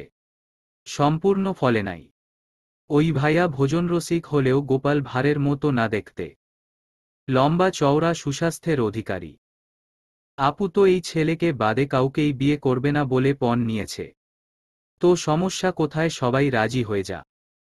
সমস্যা হলো ছেলেই তো রাজি হয়নি এখনো। কি বলস? কুহুকে রিজেক্ট করে এমন ছেলেও আছে। আপু তো বলে ইশরাক ভাইয়া ফুড থেকে চোখ সরালে তো আপুকে দেখত। হে হে হে। হা হা হা। খুব দারুণ জিনিস মিস করছি রে। আমি ঢাকায় থাকলে শিওর তার সঙ্গে মিট করতাম। যদি ওদের ঠিকঠাক হয়, মনে হয় না বাসায় কেউ আপত্তি করবে। তোদের হিটলারের ভরসা নাই। সে কখন বেঁকে বসবে না। কুহু আপু পাক্কা খেলোয়াড় বুঝলি। সব ইনফরমেশন কালেক্ট করেছে। বলতে গেলে ও একদম কোমরে গামছা বেঁধে নেমেছে। জাস্ট ইশরাক ভাইয়ের হ্যাঁ বলার অপেক্ষা। তুই এমন বড় বোন পেয়েও চালাক হতে পারলি না। আমি বোকা না। যা আছি এনাফ ফর মি। ঘোড়ার ডিম। এই বুদ্ধি নিয়ে সংসার করতে পারবি না। না না, ভুল হয়েছে। বোকা মেয়েরা বউ হিসেবে জোস। এদেরকে ইচ্ছামতো নাচানো যায়। পাপিয়া ভ্রু কুঁচকে বলল, তুই আসলেই বল। রিজভি হেহে করে হাসতে লাগল। জাওয়াদ কখনোই ঈদে শপিংয়ে যায় না। ওর মা বোনই বলতে গেলে ওর যাবতীয় সবকিছু কেনাকাটা করে কিংবা সাম্য সবটা হ্যান্ডেল করে। এবার ঈদেও তার ব্যতিক্রম হয়নি। অফিস শেষে জাওয়াদ সাম্যকে শপিং মলের দিকে গাড়ি নিতে বলায় সাম্য তাই অবাকই হল বটে। সাম্যর জানামতে ও বাড়ির সবার কেনাকাটা প্রায় শেষ। তবে শপিংয়ে কেন যেতে চাইছে কে জানে। জাওয়াদ গাড়ি থেকে নেমে মলে ঢুকল। চারদিকে মানুষ গিজগিজ করছে। সবার হাতেই শপিং ব্যাগ, সাথে পরিবার পরিজন। কারো কারো চেহারায় ক্লান্তির রেশ। জাওয়াদ ঘুরে ঘুরে চারদিক দেখে একটা দোকানে ঢুকল। শাড়ির দোকান দেখে সাম্যর গেস করতে অসুবিধা হল না জাওয়াদ কেন এখানে এসেছে। বেশ কিছু শাড়ি দেখার পর তার মাথা নষ্ট হয়ে গেল। কোন শাড়িটা বেশি সুন্দর কে জানে, সবগুলোই তো একই লাগছে। জাওয়াদ নেড়েচেড়ে দেখেই যাচ্ছে, শপের স্টাফরা আঁচল মেলে মেলে সব দেখাচ্ছে। 25টা শাড়ি দেখার পর জাওয়াদ বলল, হয়েছে, এবার থামুন। আর দেখাতে হবে না স্যার, একটাও পছন্দ হয়নি। জাওয়াদ কপাল চুলকে বলল, সব কয়টা প্যাক করে দিন। সাম্য বলল, স্যার একটা দোকান থেকে নেওয়ার কি আছে? আরও কয়েকটা দোকান ঘুরে দেখি। ভালো কালেকশন থাকতে পারে। ওরা সবাই এরকম পরে পরে দেখাবে। দরকার নেই তাহলে, ইটস লুকিং সো উইয়ার্ড। এর চেয়ে এক দোকান থেকে সব নিয়ে যাই, এটাই শর্টকাট। Okay sir. শোনো, এখান থেকে 12টা শাড়ি সেপারেট করো। দাদিদের জন্য 2টা সিলেক্ট করো। আর বাকি 10টা অন্য সদস্যদের জন্য। বাকি সবগুলো আরোয়ার জন্য। সাম্য হেসে বলল, আপনি চেঞ্জ হয়ে গেছেন স্যার। Positive change. ওদেরকে প্যাক করতে বলে জাওয়াদ দোকানের বাইরে এসে দাঁড়ালো। একটা ড্রেস এর উপর তার চোখ আটকেছে। এই ড্রেসটায় আরওয়াকে দারুণ মানাবে বলেই মনে হচ্ছে। সে আর দুইবার ভাবল না, ড্রেসটাও নিয়ে নিল। গাড়িতে বসে জাওয়াদ ভাবতে লাগলো আরওয়া নিশ্চয়ই অনেক খুশি হবে। ওর হাসিমুখ কল্পনা করতেও আরাম লাগছে। তবে এটা বলতেই হবে, শপিং করা খুব কঠিন। নাহিয়ান নিজের কেবিনে থাকা সোফায় শুয়ে ঘুমাচ্ছে। এইটুকু জায়গায় ওর বিশেষ সুবিধা না হলেও অভ্যাস হয়ে গেছে। রাত 1টায় একটা ওটি আছে। কতক্ষণ লাগবে হিসাব নেই, তাই একটু ঘুমিয়ে নেওয়াই উত্তম। এই স্বল্প পরিসরের ঘুমের মধ্যে নাহিয়ান খুব সুন্দর একটা স্বপ্ন দেখল। সে একটি বাগানে নরম ঘাসের উপর হেঁটে যাচ্ছে। চারদিকে নানারকম ফুলের সৌরভ, মৃদু বাতাস। স্বপ্নটা এত জীবন্ত যে ও পায়ের তলায় ঘাসের স্পর্শ অনুভব করতে পারছে। সে খানিকটা এগোতেই খেয়াল করল এই বাগানের ফুল গাছে ফুলের বদলে ছোট শিশুরা ফুটে আছে। সবাই দেখতে ভীষণ সুন্দর আর মায়াবী। নাহিয়ান কাছে গিয়ে দেখে ওরা চোখ বুজে ঘুমিয়ে আছে। নাহিয়ান বলে, আমাকে একটা ফুল দেবে? আমি সাবাকে দিব। ও বাচ্চার জন্য খুব মন খারাপ করে। এখান থেকে একটা বাচ্চা দাও প্লিজ। বিনিময়ে যা চাইবে দিব। ওখানকার এক মালি উত্তরে বলল, এখানে ফুল শুধু দেখতে পারবেন, ছিঁড়তে পারবেন না। ছিঁড়লে ওরা মরে যাবে। নাহিয়ান মন খারাপ করে ওদের দিকে তাকিয়ে বলল, না, ওরা বেঁচে থাকুক। আমি ছিঁড়ব না। তখনই একটা ফুল নিজে নিজেই ঝরে পড়ে। নাহিয়ান আর্তনাদ করে বলল, আল্লাহ, এখন কি এটা মরে যাবে? এত সুন্দর বাচ্চাটা মরে যাবে? মালি হেসে বলল, না, এটা আপনার জন্যই ঝরেছে। ওকে নিয়ে যান। অনেক যত্ন করে রাখবেন। সবাই এই রত্নের মালিক হয় না। সন্তান পাওয়া অনেক সৌভাগ্যের। সবাই সন্তান পায় না। যারা পায় তারা ঠিকঠাক যত্ন করতে পারে না। আশা করি আপনি তাদের মতো হবেন না। নাহিয়ান খুশিতে কেঁদে ফেলল। বাচ্চাটাকে যত্নে কোলে তুলে বলল, আমি অন্যদের মতো হব না। আমার সাবা ওকে খুব যত্নে রাখবে, খুব আদরে রাখবে। আমি জানি ও পৃথিবীর বেস্ট মা হবে। বলেই অঝরে কাঁদতে লাগল। নাহিয়ানের মন প্রাণ আনন্দে ভরপুর হয়ে গেছে। সে দ্রুত সাবার কাছে যেতে চাইছে, বলতে চাইছে, দেখো আমি কি এনেছি তোমার জন্য। ঘুম ভাঙার পর নাহিয়ান বহুক্ষণ চুপচাপ বসেছিল। স্বপ্নটা যদি সত্যি হতো কত ভালোই না হতো। ইশরাক মেনু চেক করে বলল, এখানের লেমন গার্লিক বাটার চিকেন অনেক জোস। টেস্ট করবেন? আপনি যখন বলছেন তার মানে সত্যিই মজা। টেস্ট করাই যায়। না কুহু, এরকম ব্লাইন্ড হলে চলবে না। আপনার উচিত চোখ কান খোলা রেখে যাচাই করার। অন্ধবিশ্বাস মানুষকে অন্ধ বানিয়ে দেয়। কুহু মৃদু হেসে বলল, আচ্ছা। খাবার অর্ডার করে ইশরাক বলল, সরাসরি কথা বলি, দেখুন আমি জানি আপনি লাস্ট 6-7 মাস আমার সম্পর্কে অনেক ইনফরমেশনই কালেক্ট করেছেন। এন্ড আপনি আকারে ইঙ্গিতে নিজের আগ্রহের কথাও বলেছেন। হ্যাঁ, শুরুতেই বলে দেই, আমি এখন প্রেম করার বয়সে নেই। আপনি রাজি হলে সরাসরি বিয়ের ব্যাপারেই রাজি হতে হবে। ইশরাক খুক খুক করে কেসে উঠল। কুহু ওকে পানি এগিয়ে দিল। ইশরাক পানি পান করে নিজেকে ধাতস্থ করে বলল, আপনি এমন বোল্ড হবেন আশা করিনি। যাই হোক, আমি চাইছিলাম কিছুদিন দেখি, কথাবার্তা বলি, তারপর একটা সিদ্ধান্ত নিলাম। কুহু পেছনে হেলান দিয়ে বসে বলল, 7 মাস? আপনি এত লেট লতিফ হলে তো সমস্যা। বেসিক জানাশোনা তো হয়েছেই। বাকিটা বিয়ের পর জানলেও হবে। আপনি হ্যাঁ বললে আমি বাসায় জানাবো। বেশি তাড়াহুড়ো হয়ে গেল না? মোটেই না। ওটা আপনার ফল্ট। খাওয়ার ফাঁকে যদি একটুও তাকাতেন এতদিনে জানাশোনা হয়ে যেত। এনিওয়ে রোজার ঈদ বাপের এখানে করব, তবে কুরবানিটা আপনার ওখানেই করতে চাইছি। ইশরাক কুহুর দিকে হা করে চেয়ে রইল। কুহু হেসে বলল, আমার চেহারা অনেক সুন্দর তাই না? হাসলে ডিম্পলও পরে দেখুন। আরোয়া জাওয়াদের দিকে চোখ বড় বড় করে তাকিয়ে বলল, আপনি এত শাড়ি এনেছেন আমার জন্য সিরিয়াসলি? আমি শাড়ি পরি। জাওয়াদ শার্টের বোতাম খুলতে খুলতে বলল, পরো না তো কি হয়েছে, এখন থেকে পরবে। আপনার শপিং করার থাকলে আমাকে বলতেন, আমিও যেতাম। একই ডিজাইনের 23 কালার আনলেন কিভাবে? দোকানদার আপনাকে বোকা পেয়ে সব গছিয়ে দিয়েছে। তুমি আচ্ছা মেয়ে তো। তোমার হাজবেন্ড তোমার জন্য শপিং করেছে, কোথায় তুমি খুশি হবে তা না, শুধু দোষ খুঁজে যাচ্ছ। আরোয়া জোরে শ্বাস নিয়ে ছাড়ল। নিজের মাথায় হালকা চাপড় মেরে বলল, রিল্যাক্স আরোয়া, রিল্যাক্স। এই যন্ত্রমানব তোর জন্য এনেছে, এটাই অনেক।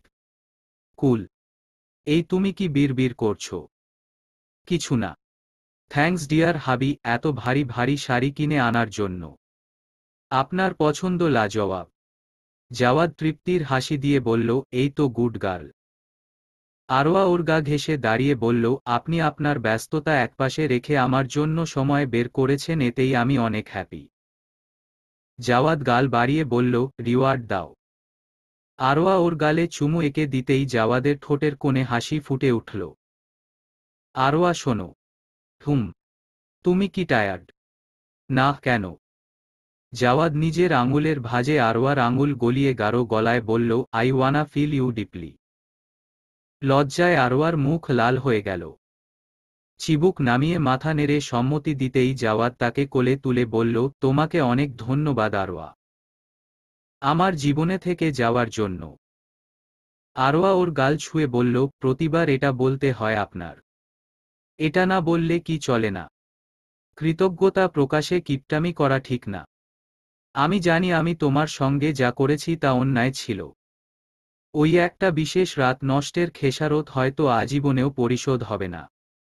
আরোয়া ওর ঘাড় টেনে একদম কাছে এনে বলল, আমি অতীত বা ভবিষ্যৎ নিয়ে ভাবতে ইচ্ছুক না। আমি বর্তমানে বাঁচি। মন প্রাণ উজাড় করে বাঁচি। আপনিও সেটা করুন না। জাওয়াদ ওর কপালে গভীর চুমু খেয়ে বলল, I will try my best. ভালোবাসার উষ্ণ ছোঁয়ায় দুটো প্রাণ মিলেমিশে একাকার হয়ে গেল। চারদিকে যেন আনন্দের বর্ষণ বইছে।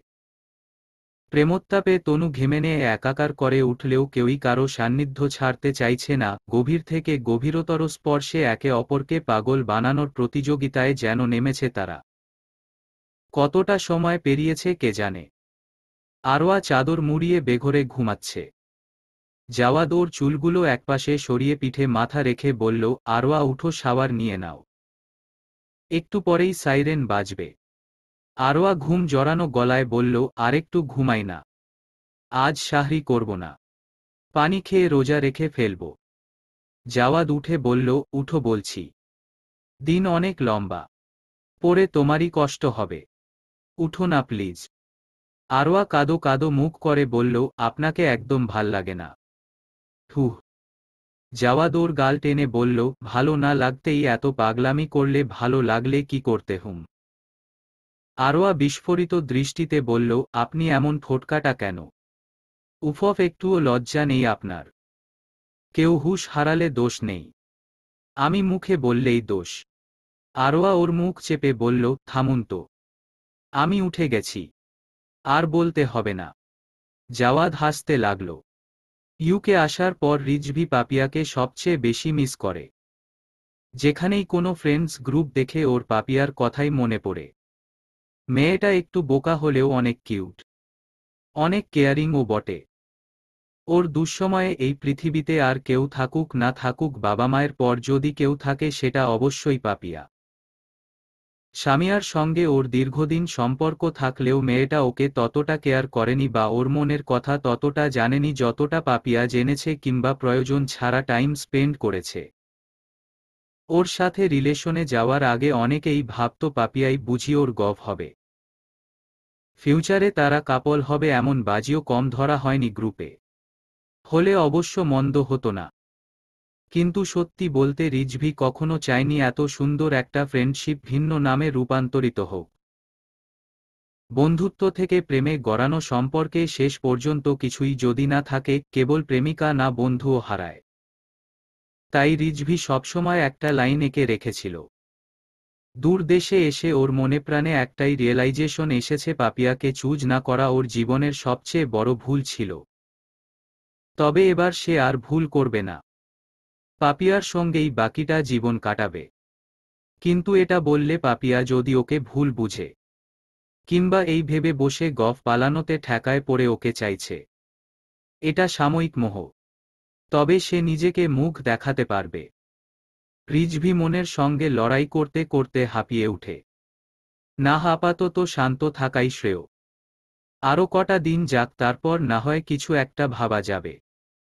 কালকে ঈদ, তাই বাড়ির সব মেয়েরা মেহেদি পড়তে ব্যস্ত হয়ে পড়েছে। মেহেদি আর্টিস্টরা এক এক করে সবাইকে মেহেদি লাগাচ্ছে, আর হাসি আড্ডায় চারদিকে হই হই রব। কোহিনূর আর কোকেয়া শেফদের কি কি আইটেম করা হবে তার লিস্ট করে দিয়ে মেহেদি উৎসবে যোগ দিল। মিডিয়াম ভলিউমে বাজতে লাগলো সেই বিখ্যাত গান, ও মন। রমজানের ওই রোজা শেষে এলো খুশির ঈদ। নাহিয়ান বিরিয়ানি খেতে খেতে বসার ঘরে ঢুকল। সাবার পাশে বসে বলল, আহারে বেচারি, দুহাত ভর্তি মেহেদি দিয়ে বসে আছে। এখন চাইলেও এত মজার বিরিয়ানি খেতে পারবে না। সাবা বলল, তোমার খাওয়া তুমি খাও না। আমি কি বলেছি আমি এখন খাব? রাত প্রায় 12টা বাজে। এখন না খেলে কখন খাবে? এক রাত না খেলে কিছু হয় না। এখন না 5 মিনিটে রং হয়। তোমার মেহেদি দেখি শুকালোই না। অর্গানিক মেহেদি দিয়েছি, সারা রাত রাখলে অনেক রং হবে। তোমার হাতে এমনিতেও রং বেশি হবে। যাই হোক, দেখি হা করো, আমি আবার এত নির্দয় নই বউকে উপোস ফেলে একা একা খাবো। কুহু বলল, তুই যে ডাইনিং ছেড়ে কেন এখানে খেতে এসেছি সে আমরা সবাই আগে থেকেই জানি। এত নাটক করার কি দরকার বুঝি না। ও তুই বুঝবিও না শাকচুন্নি। সারাক্ষণ তো নাক উঁচু করে ঘুরিস, কোথায় কার ব্যাপারে নাক গলানো যায় সেই খোঁজে। কুহু বলল, আমার নাক খাড়া বলে তোর সবসময়ই বেশি জ্বলে। হিংসুক একটা। ঈশ্বস, যেই না নাক তার। সাবা গালের খাবার শেষ করে বলল, এই তুমি থামবে? কেন রাগাচ্ছ ওকে? তুমিই বলো, আমি কি ওকে কিছু বলেছিলাম? ও নিজেই তো আমাদের কথার মাঝে ঢুকল। হে আল্লাহ, এই জাদ্রেল মেয়ের এটাই যেন এ বাড়িতে শেষ ঈদ হয়। আগামী বছর ও যেন শ্বশুরবাড়ি থাকে। আমিন। কুহু ডোন্ট কেয়ার মুডে বলল, আগামী বছর পর্যন্ত অপেক্ষা করছিস কেন? বল যে কোরবানির আগেই যেন চলে যাই। শাওয়াল মাসে হলে তো আরো জোস। নাহিয়ান ভ্রু নাচিয়ে বলল, কোন হাবলারে ফাঁদে ফেললি? তোরে বলবো কেন? তুই তো পারলে আমার বাড়া ভাতে ছাই দিবি, তোরে কিছুতেই বলবো না। তলে তলে এত দূর। দাঁড়া, আমি এখনই মাকে বলছি। যা বল গিয়ে, হু কেয়ার্স। দেখেছ সাবা, আমি ওর বড় ভাই, অথচ আমাকে একটুও দাম দিচ্ছে না। আরে আমার মতো ছাড়া তুই পার পাবি ভাবছিস? আমি না বললে কেউ রাজি হবে? এহহ, আসছে বড় টোটো কোম্পানির ম্যানেজার। তার মতো ছাড়া আমার বিয়ে হবে না। ভেংচি কেটে লাভ নেই কোকিলা বেহেন। আমার কাছেই তোরে আসতে হবে দেখিস। সাবাকে খাবার খাইয়ে দিয়ে নাহিয়ান চলে গেলে পাপিয়া বলল, আপু তুই ভাইয়াকে রাগিয়ে কি ঠিক করলি? সত্যি সত্যিই যদি ভাইয়া বেঁকে বসে? কুহু হেসে বলল, আমার মিষ্টি ভাবি আছে না, সেই সব মিটমাট করে দিবে, কি বলো ভাবি? সাবা মুচকি হেসে সমর্থন জানিয়ে বলল, তা সে রাজি হল। মনে তো হচ্ছে রাজি, মুখে স্বীকার করা বাকি। পাপিয়া চারদিকে তাকিয়ে বলল, নতুন ভাবি কোথায় গেল? এখানেই না ছিল? কুহু, হয়তো নিজের ঘরে গেছে। দেখলাম ও না কেমন হলো তার ডিজাইনটা। সাবা বলল, আবার আসবে হয়তো, নয়তো সকালে দেখিও। কুহু, ঘুম এসে গেছে বোধ হয়, সে তো আবার রাত জাগতে পারে না। তাই হবে। সালমা বেগম সবার জন্য বড় বাটিতে করে বিরিয়ানি এনে বললেন, সবাই লাইন ধরে বসো, আমি খাইয়ে দিচ্ছি। কুহু, পাপিয়া ও তাদের অন্য কাজিনরা দৌড়ে দাদির কাছে গেল। প্রতিবছর এমনি হয়। চাঁদরাতে মেহেদি পড়ার পর দাদি তাদের মুখে তুলে খাইয়ে দেন। এতক্ষণ সবাই তার অপেক্ষাতেই ছিল। আরোয়া দুহাত মেলে দেয়ালে হেলান দিয়ে ঘুমাচ্ছে। বিছানায় শোয়া এই মুহূর্তে রিস্কি। ওর যে ঘুম পড়ে হাতের মেহেদি সব বিছানার চাদরেই রয়ে যাবে, হাতে আর থাকবে না। জাওয়াদ রুমে এসে তাকে এমন অবস্থায় দেখে ফোন বের করে ছবি তুলল। তখনই দরজায় একজন এসে নক করে বলল, স্যার, আরোয়া ম্যাম ডিনার করেননি, তাই উনার জন্য খাবার পাঠিয়েছেন। আচ্ছা, আমাকে দাও। জাওয়াদ খাবার নিয়ে টেবিলের উপর রেখে ফ্রেশ হতে চলে গেল। আরোয়া, উঠো, এভাবে বসে বসে কেউ ঘুমায়? দেখি উঠে বিছানায় ঘুমাও। আরোয়া হাত দিয়ে চোখ কচলাতে নিলে জাওয়াদ তাকে থামিয়ে বলে, এই হাতে মেহেদি তো। কি করছো? উপস্বরী। আপনি কখন এসেছেন? এত তাড়াতাড়ি সকাল হয়ে গেছে নাকি? না, সকাল হয়নি। দেখি উঠো, কুলি করে খাবার খেয়ে নাও। খাবো না এখন, ঘুমাবো।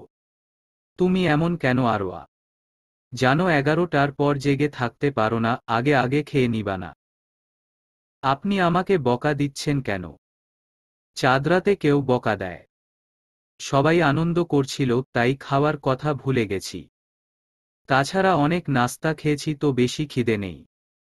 জাওয়াদ প্লেট হাতে নিয়ে বলল, আর কোনো কথা শুনতে চাইছি না। আমি খাইয়ে দিচ্ছি, চুপচাপ খেয়ে ঘুমাবে। কোনো বাহানা শুনতে চাইছি না। জাওয়াদের গুরুগম্ভীর গলা শুনে আরোয়ার চোখ থেকে ঘুম চলে গেল। সে গুডগার্লের মতো চেয়ারে বসে জাওয়াদের হাতে খেতে লাগল। জাওয়াদ গাম্ভীরতা ধরে রেখে পুরো খাবার শেষ করেই দম নিল। ঈদের নামাজ পড়তে বাড়ির সব ছেলেরা ঈদগাহে গেছে। এদিকে বাড়ির অন্য সদস্যরা গোসল সেরে নতুন জামা পরে সেজেগুজে একদম তৈরি। নামাজ শেষে ফিরলেই সালামি আদায়ের ধুম পড়বে। তারপর সবাই বেরিয়ে যাবে চেনাজানা সকলের বাসায় বেড়াতে। জোবায়ের সাহেব নামাজ শেষে সবাইকে নিয়ে পারিবারিক কবরস্থানে গিয়ে কবর জিয়ারত করলেন। তারপর বাড়ি ফিরে সোফায় বসতেই এক এক করে সবাই তার কদমবুসি করল। তিনিও হাসিমুখে সবাইকে সালামি দিয়ে ঈদের শুভেচ্ছা জানালেন। আরোয়া রুমে এসে বলল, এই শুনুন। বলো। আপনি আমাকে সালামি দিবেন না? জাওয়াদ ভ্রু কুঁচকে বলল, এতজন থেকে সালামি পেয়েও হলো না। আপনি এত কিপটে কেন? সবাই কত সুন্দর করে তাদের ওয়াইফকে সালামি দেয়।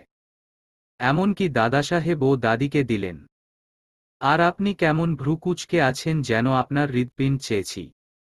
সালাম না করে সালামি চাইলে এমনি তো হবে। তুমি যদি সালাম করে বলতে, জনাব আমার সালামি, তবে কি না দিয়ে থাকতাম? আরোয়া মাথায় ঘোমটা দিয়ে বলল, আসসালামু আলাইকুম জনাব। ঈদ মোবারক। ওয়ালাইকুমুসসালাম। ঈদ মোবারক।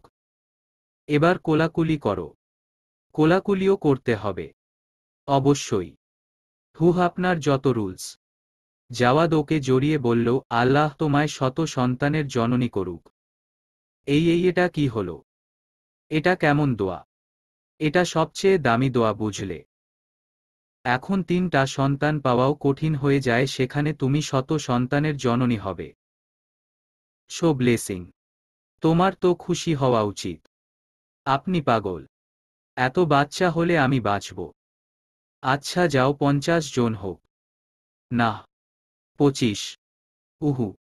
সর্বনিম্ন 12 তো হবেই। আর কমানো যাবে না। আল্লাহ, এমন একটা ভালো দিনে আপনি এমন দোয়া করছেন। কবুল হয়ে যায় যদি। জাওয়াদ ওর কপালে কপাল ঠেকিয়ে বলল, কবুল হলে আমি এতিমখানায় কাচ্চি বিরিয়ানি খাওয়াবো। থাক থাক, আমাকে সালামি দিতে হবে না। আপনি এমনিই থাকুন, এমন দোয়াও করে দিতে হবে না, আমি ঠিক আছি। জাওয়াদ ওর কথায় হাসতে লাগল। আরোয়া নাক ফুলিয়ে বলল, আপনি খুব চালাক। জাওয়াদ পকেট থেকে খাম বের করে বলল, বেগম, এই নিন আপনার সালামি। আরোয়া ঠোঁটের কোণে হাসি ফুটে উঠল। হাত বাড়িয়ে খামটা নিতে গেলে জাওয়াদ ওর হাত ধরে বলল, বাহ, খুব সুন্দর রং হয়েছে তো। আরোয়া বলল, আমি তো জানতামই আমার হাতের মেহেদিতে সবসময় রং ভালো হয়। দাদিজান বলতো আমার বর আমাকে অনেক ভালোবাসবে। তাহলে স্বীকার করলে তোমার বর তোমাকে বেশি ভালোবাসে? কি জানি, মুখে তো একবারও বলেনি। মনে মনে বাসে কিনা সেই ভালো জানে। সবসময় মুখে বলাটাই কি মুখ্য। তোমার মন কি বলে? আরোয়া ওর গলা জড়িয়ে চুলে হাত গলিয়ে বলল, আমার মনে বলে সে আমাকে একটুও ভালোবাসে না। জাওয়াদ ওর কোমর খামচে কাছে টেনে বলল, ঠিকই বলে। তোমাকে সে একটুও ভালোবাসে না, এক কণাও না। আরোয়া চোখ বন্ধ করে ব্যথা হজম করে বলল, আপনার ভালোবাসা সবসময় ব্যথাময় হয়। কখনো বুকের মাঝখানে ব্যথা দেয় তো কখনো শরীরেমজার ব্যাপার হলো আমি এই ব্যথাতুর অনুভূতিতেই আপনার তীব্র ভালোবাসা খুঁজে পাই। মুখে আপনি যাই বলুন না কেন আই ডোন্ট কেয়ার। জাওয়াদ ওর কথা শুনে এক মুহূর্তও বিলম্ব করল না। তীব্র আবেগে পাপড়ির ন্যায় কোমল অধরে নিজের পুরুষালী অধর মিশিয়ে প্রেয়সীর অমৃত সুধা পান করতে লাগল। এই সময়টা না ফুরাক, এই অকৃত্রিম অনুভূতি কখনোই অম্লান না হোক। পাপিয়া তাদের ক্যাম্পাসের ক্যাফেটেরিয়ায় একা বসে আছে।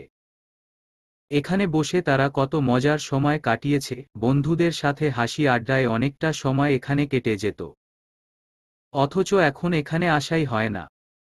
এমবিএ করার পর সবাই যার যার ক্যারিয়ার নিয়ে ব্যস্ত হয়ে গেছে। হিয়া তো চাঁদপুরে শ্বশুরবাড়িতে সেই যে গেল আর আসেনি। রিজভিও ইউকে। অন্যদের সাথেও বিশেষ যোগাযোগ নেই। পাপিয়া সবাইকে মিস করলে এখানে চলে আসে। বসে পুরনো স্মৃতি আওড়ায়। এখানে চারদিকে তাদেরই অতীতের প্রতিচ্ছবি ঘুরে বেড়ায়। মুখগুলো ভিন্ন হলেও চিত্রগুলো ভিন্ন হয় না। সময় কত দ্রুত চলে যায়, এই তো সেদিন প্রথম এই ভার্সিটিতে ভর্তি হয়েছিল। তারপর 5 বছর যেন চোখের পলকেই শেষ হয়ে গেছে। জবে জয়েন করারও 1 বছর হতে চলল। সবকিছু কত দ্রুতই না হচ্ছে। পাপিয়া কফিতে শেষ চুমুক দিয়ে উঠার জন্য প্রস্তুত হতেই পাশের টেবিল থেকে ভেসে, দোস্ত তুই না আমার পরাণের দোস্ত। বিশ্বাস কর আমি আগামী মাসে পকেটমানি পাওয়া মাত্রই ফেরত দিয়ে দিমু, মানসম্মান বাঁচা। তুই সবসময় এমন করস। এই পঙ্গপালদেরকে না খাওয়ালে তোর ইজ্জত যায় কেন? যত্ত সব। পাপিয়ার ঠোঁটের কোণে হাসি ফুটে উঠে। রিজভি, কই রে তুই? তোকে অনেক মিস করি। কুহু পার্কের বেঞ্চিতে বসে আইসক্রিম খাচ্ছে, ওর পাশেই ইশরাক বসা। আপাতত সে নিজের আইসক্রিম খাওয়া বাদ দিয়ে কুহুর দিকে তাকিয়ে আছে। কুহু ওর দিকে না তাকিয়েই বলল, এমন হাবলুর মতো চেয়ে থেকো না। যে টেম্পারেচার তোমার আইসক্রিম গলে পড়বে। ইশরাক নড়েচড়ে বলল, তুমি এমন গাহিম করা নিউজ বলে চুপচাপ আইসক্রিম খাচ্ছ কিভাবে? লোহাকে লোহা কাটে জানো, তেমনি ঠান্ডা ঠান্ডাকে কাটে। সিম্পল লজিক আছে। তোমরা বাসায় আসবে কবে? আপু ঢাকায় আসলেই। আপু ঢাকায় আসবে কবে? বলেছে তো এই মাসে আসবে। দেখি। কুহু ওর দিকে ক্রূর দৃষ্টি দিয়ে বলল, শোনো আমার যদি অন্য অন্য কোথাও বিয়ে ফিক্সড হয়ে যায়, ভেবো না আমি কেঁদে কেটে বালিশ ভেজাব। সরাসরি তোমায় খুন করে ফেলবো, মাথায় রেখো। কুহুর কথা শুনে ইশরাক কাস্তে কাস্তে বলল, এখানে আমার অপরাধ কি? আমাকে খুন করবে কেন? তোমার অপরাধ নেই বলছো? আমি সেই কবে তোমাকে বলেছিলাম বাসায় আসো। কথাবার্তা আগাও, কিন্তু না, তোমার আরও সময় চাই। তোমার সময় হতে হতে আমার চুল সব সাদা হয়ে যাবে, তবুও তোমার সময় হবে না। তোমার দাদাসাহেব সত্যিই ছেলে ঠিক করেছেন। তুমি মজা করছো না তো? আমার চেহারা দেখে কি সেটা মনে হচ্ছে? ইশরাক মাথা নেড়ে বলল, না। তবে তোমার চেহারা সবসময় সিরিয়াস থাকে। তাই বুঝতে পারছি না ঘটনা সত্যি কিনা। কুহু উঠে বলল, বিশ্বাস না করলে নাই। তুমি থাকো, আমি যাচ্ছি। ইশরাক আইসক্রিম শেষ করে পটটা ডাস্টবিনে ফেলল। হাসিমুখে কুহুর যাওয়ার দিকে তাকিয়ে বলল, বায়োডাটা না পড়ে ফেলে রাখার অভ্যাস তোমার যাবে না, পাগলি একটা। নাহিয়ান হসপিটাল থেকে ফিরে রুমে আসতেই দেখে সাবা ওয়াশরুমের দেয়ালে চোখ বুজে হেলান দিয়ে দাঁড়িয়ে আছে। সে দ্রুতপদে তার কাছে গিয়ে বলল, এই সাবা, কি হয়েছে, তোমার চেহারা এমন লাগছে কেন? সাবা উত্তর দেওয়ার আগে আবার বমির বেগ আসে। নাহিয়ান তার মাথা ধরে রাখে পরম যত্নে। যা গরম পড়ছে, নিশ্চয়ই পেটে খাবার সহ্য হচ্ছে না, তাই সব উগরে দিচ্ছে। বেশ কিছুক্ষণ পর তাকে ফ্রেশ করিয়ে বিছানায় বসিয়ে ইন্টারকমে কল করে শরবত আনতে বলল। তোমার হঠাৎ এত শরীর খারাপ হলো কিভাবে?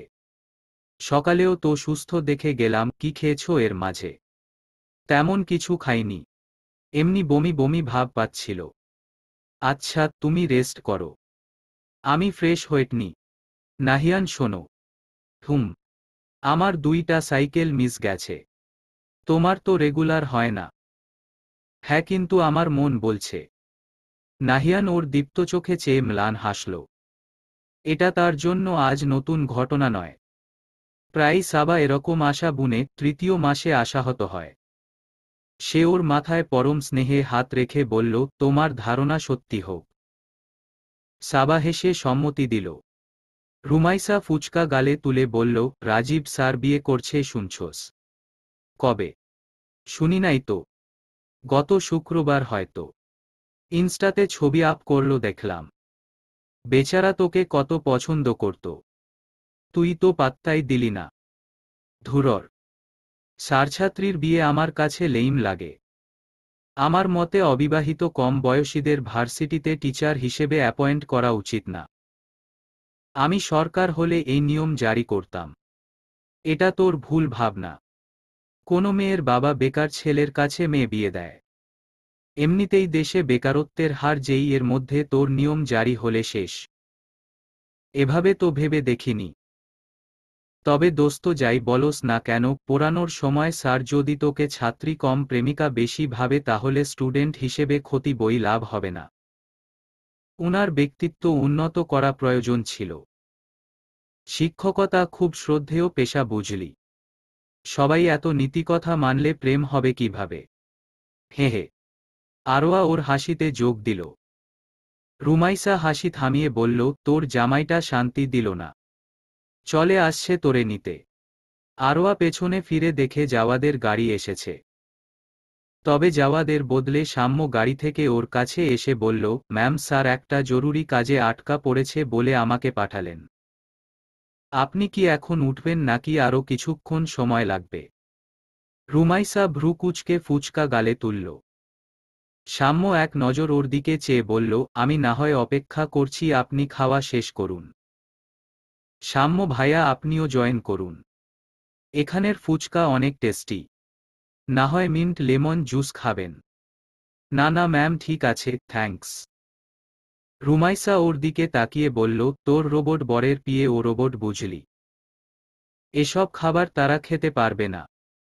খোঁচাটা হজম করে সাম্য ভদ্রতাসূচক হাসি দিল। আরোয়া বলল, ভাইয়া, আপনি ওকে ভুল প্রমাণ করে দিন তো, বসুন প্লিজ। মামা, আরেক প্লেট ফুচকা দিন তো। সাম্য সানগ্লাস না খুলেই বসে পড়ল সামনের চেয়ারে। আর মন দিয়ে দেখতে লাগল পিঞ্চ কাটা রমণীকে। রুমাইসা স্ট্রোতে ঠোঁট চেপে চুমকো দিয়ে বলল, সানগ্লাস চোখে রেখে মেয়ে দেখা ওল্ড ট্রিক্স। নতুন কিছু ট্রাই করুন। সাম্য থতমত খেয়ে সানগ্লাস খুলে বলল, আপনি আমাকে ভুল বুঝছেন। আরোয়া রুমাইসাকে কনুই দিয়ে ধাক্কা দিয়ে বলল, এমন করছিস কেন? ভাইয়া এমনিতেই আনিজি ফিল করছে। ওকে ফাইন, কিছু বলছি না আর। এই মুখে কুলু পাটলাম। সাম্য চুপচাপ খাওয়ায় মন দিল। এই মুহূর্তে কিছু বলা মানেই ব্ল্যান্ডার হয়ে যাবে। তার চেয়ে মানে কেটে পড়া ভালো। তবে এ কথা বলতেই হয়, মেয়েটার চেহারাটা ভীষণ মায়াবী। তাকিয়ে থাকতেও আরাম লাগে টাইপ। ধুরর, কি সব ভাবছে সে। ছি ছি ছি। অফিস থেকে ফিরে জাওয়াদ বলল, আরোয়া 5 মিনিট সময় দিচ্ছি, আর্লি রেডি হও। আরোয়া পড়ার টেবিল থেকে উঠে বলল, কি হয়েছে, এত তাড়াহুড়া কেন? কোথায় যাবেন? এত কথা বলার সময় নেই তো।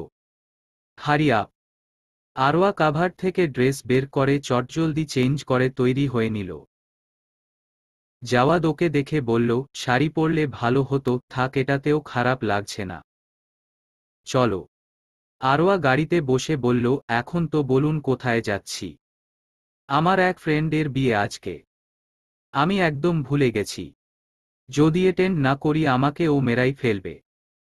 তোমাকে নিয়ে গেলে বলতে পারবো বউ মেকআপ করতে টাইম লেগেছে তাই লেট হলো। আরোয়া চোখ সরু করে বলল, আপনি এত শেয়ানা। বউয়ের নাম দিয়ে নিজের দোষ লুকাবেন? ট্রাস্ট মি, ও যদি ডেঞ্জারাস না হতো এই পন্থা অবলম্বন করতাম না। ও না হয় সত্যি সত্যিই বিয়ের আসর থেকে উঠে এসে আমাকে মারবে। হে হে হে, আপনার এমন বন্ধু আছে? অবিশ্বাস্য। স্কুল লাইফের ফ্রেন্ড তো হিসাব নিকাশ করে হয় না। ওরা সবসময় অবিশ্বাস্য লেভেলের হয়। রাইট। কিন্তু আমি যে বেশি সিম্পল হয়ে এসেছি। বিয়েতে কেউ এমন যায়? সবাই তো হেভি মেকআপে যাবে, সেখানে তুমি সিম্পলের মধ্যে গর্জিয়াস হবা। মিস্টার ফারাজ খন্দকার জাওয়াদের ওয়াইফ বলে কথা, যেভাবেই যাও না কেন ট্রেন্ড হয়ে যাবে। ইস কি কনফিডেন্ট! ওভারেক্টিং হয়ে গেল। আরওয়া হেসে বলল, মাঝে মধ্যে একটু আধটু বাড়িয়ে বলাই যায়। ব্যাপার না। স্টেজে যাওয়ার পর অয়ন জাওয়াদকে জড়িয়ে ধরে বলল, এখানের রেড কার্পেট তোলার সময় আসতি, এত তাড়াতাড়ি আসলি কিভাবে? ঢাকায় যে জ্যাম জানিস তো। বাহানা দিস না, আমি শিওর তুই ভুলে গেছিলি স্কুলে আসার আগের মতো 5 মিনিটে রেডি হয়ে এসেছিস, তাই না? আরেহ না, কি যে বলস। এখন কি আগের দিন আছে? যাক এসেছিস এতেই আমি অনেক খুশি। ছবি তোলার পর ওরা ফুড সেকশনে গেল। জাওয়াদ চেয়ারে হেলান দিয়ে শ্বাস ফেলে বলল, সেই বাঁচা বেঁচেছি। ভাগ্যিস সাম্য মনে করিয়ে দিয়েছে। সেটাই। এই খুশিতে সাম্য ভাইয়াকে গিফট দিবেন। এখানে দোষও কিন্তু ওর। ও আমার বিয়ে হয়ে এত কেয়ারলেস হলো কেন? আমার সব ইভেন্ট ওর মুখস্থ থাকার কথা। আজকাল কি হয়েছে কে জানে, কেমন এবসেন্ট মাইন্ডে থাকে। আগে তো এমন ছিল না। হয়তো গফের সাথে ঝগড়া চলছে তাই এমন করছে। সাম্যর গফ আছে নাকি? নেই। I don't know. আহারে বেচারা। এমন এক বসের আন্ডারে জব করে, লাভ এফেয়ারে জোরানোর সময়টুকু পায় না। So sad. জাওয়াদ চোখ ছোট ছোট করে বলল, আমি কি ওকে ধরে রেখেছি? আমার ফল্ট কোথায়? আমি কি বলেছি আপনি দোষী? আপনি তো নির্দোষ। কথাটা বলার সময় আমার বিবেকে কাজ করে নাই, আবেগে কাজ করেছে। বলেই আরওয়া হাসতে লাগল। জাওয়াদ ওর হাসি দেখে বলল, স্ট্রেয়ঞ্জ। এখানে হাসির কি আছে? হাসতে কারণ লাগে নাকি? আরওয়া এমনিতেই হেহে হিহি করে। জাওয়াদ মনে মনে বলল, সো কিউট। আমি বুঝি না তোমরা সবসময় এমন কেন করো। ছেলেপক্ষ আসতে চাইলেই সবাই লাফিয়ে উঠো, যেন পারলে প্রথম সাক্ষাতেই কাবিন ফাইনাল। কোহিনূর বেগম বোতামের শেষ ফোর দিয়ে বললেন, তোর কথামতো চলতে গেলে তুই তো বুড়ি হবি, সাথে ছোট বোনটাকেও বুড়ি বানাবি। পাপিয়ার জন্য আসা প্রপোজালগুলোও দেখা যাচ্ছে না তোর জন্য। তোর মেজো চাচারা নেহাতি ভালো মানুষ বলে এখনো চুপচাপ আছেন। অন্য কেউ হলে। আম্মু বিয়ের সিকোয়েন্স বলে কিছু নাই। যার যখন ইচ্ছে সে তখন বিয়ে করে ফেলবে। বড় ছোট এসব মানা ঠিক না। ওর জন্য ভালো প্রপোজাল আসলে ওকে দিয়ে দাও। আমার অপেক্ষা করার কি আছে? আমরা জয়েন্ট ফ্যামিলিতে থাকি, চাচাতো ভাইবোনের মধ্যে আপন ভাইবোনের মতোই সিরিয়াল হয়। তোরা পড়াশোনা করতে চেয়েছিস, পড়িয়েছি। তুই গ্র্যাজুয়েট হলি, এমএসসি করলি, তারপরও তোকে কিছু বলেছি? প্রেশার দিয়েছি? আর কত স্পেস দিব তুইই বল। তুমি জানো কোরিয়ান মেয়েরা। খবরদার কুহু, ওই ভিনদেশীদের তুলনা টানবি না। ওদের কালচার আমাদের চেয়ে ভিন্ন। এটা তোকে মানতেই হবে। কুহু বিরক্তস্বরে বলল, আমি আগেই বলেছিলাম আমাকে বাইরের দেশে অ্যাপ্লাই করতে দাও। তোমাদের এইসব আমার ভাল লাগে না। ধুরর। কুহু চলে যেতেই কোহিনূর ভেংচি কেটে বলল, দেখব তো এবার কিভাবে বিয়ে না করে থাকিস। বজ্জত মায়া, সারাক্ষণ তোর বই না হয় সিরিজ দেখা ছুটাচ্ছি। সাবার অবস্থা এবার সত্যিই বিশেষ সুবিধার না। যাই খাচ্ছে বমি করে উগরে দিচ্ছে। তার মনে হয় খাবার সব বিষাদ, একটুও টেস্ট নেই। সাবা ক্ষুধা নিবারণের জন্য নাকমুখ কুচকে কোনোমতে দুটো মুখে দিলেই দ্বিগুণ হারে বেরিয়ে গিয়ে তাকে কাহিল বানায়। কোহিনূর রীতিমতো ওর জন্য টেনশনে পড়ে গেছে। ওদিকে নাহিয়ান ক্যাম্পিংয়ের জন্য ঢাকার বাইরে গেছে। ওর অবস্থা বেগতিক দেখে নাহিয়ানের হসপিটালেই নিয়ে গেলেন তিনি। বেশ কিছু টেস্ট করিয়ে সাবাকে নিয়ে বাসায় ফিরলেন। সালমা তাকে দেখে বললেন, বড় বউ, কি বলল ডাক্তার? তারিন ছিল না আম্মা। ও ফোনে কিছু টেস্ট করাতে বলছে, ওইগুলো করিয়ে আসছি। রিপোর্ট আসলে বলা যাবে। চিন্তা করবেন না। মেয়েটার মুখের দিকে তাকানো যাচ্ছে না। এত ফুরবল হয়ে গেছে। বললেই কি আর চিন্তা না করে থাকা যায়? আচ্ছা, তুমি যাও, রেস্ট নাও। আরোয়া ছাদে বসে হাওয়া খাচ্ছে। তার সঙ্গে পাপিয়াও আছে। পাপিয়া বলল, নতুন ভাবি, আমার কি মনে হয় জানো? এবার আমরা সত্যিই ফুপি হব। কি বলো আপু? ভাবির অবস্থা দেখে সবাই যেখানে টেনশনে আছে, তুমি ভাবছো ফুপি হবা? ভাবির শারীরিক অবস্থার অবনতি ঘটছে মানছি, তবে লক্ষণ কিন্তু এই দিকেই পয়েন্ট করছে। যদি এটা সত্যি হয়, ওদের আর কোনো অপূর্ণতা থাকবে না। আল্লাহ তোমার ধারণা সত্যি প্রমাণ করুক। পাপিয়ার ফোনে জরুরি কল আসায় সে ওখান থেকে সরে নিচে চলে আসে। আরোয়া চোখ মেলে চায় দিগন্ত বিস্তৃত আকাশের দিকে। দূরদূরান্তে বড় বড় দালানকোঠা ব্যতীত কিছুই চোখে পড়ে না। যান্ত্রিক এই শহরে সবাই ছুটছে তো ছুটছেই। কোথাও অবসর নেই, এক মুঠো ফুরসত নেই নীরবতা অবলম্বন করার। আরওয়াই বুঝি একমাত্র বেকার মানুষ। ফোনে জাওয়াদের নাম্বারটা ভেসে উঠতেই আরওয়া ঠোঁটের কোণে হাসি ফুটে উঠে, আনন্দের ঝলক ছড়িয়ে পড়ে বদনে।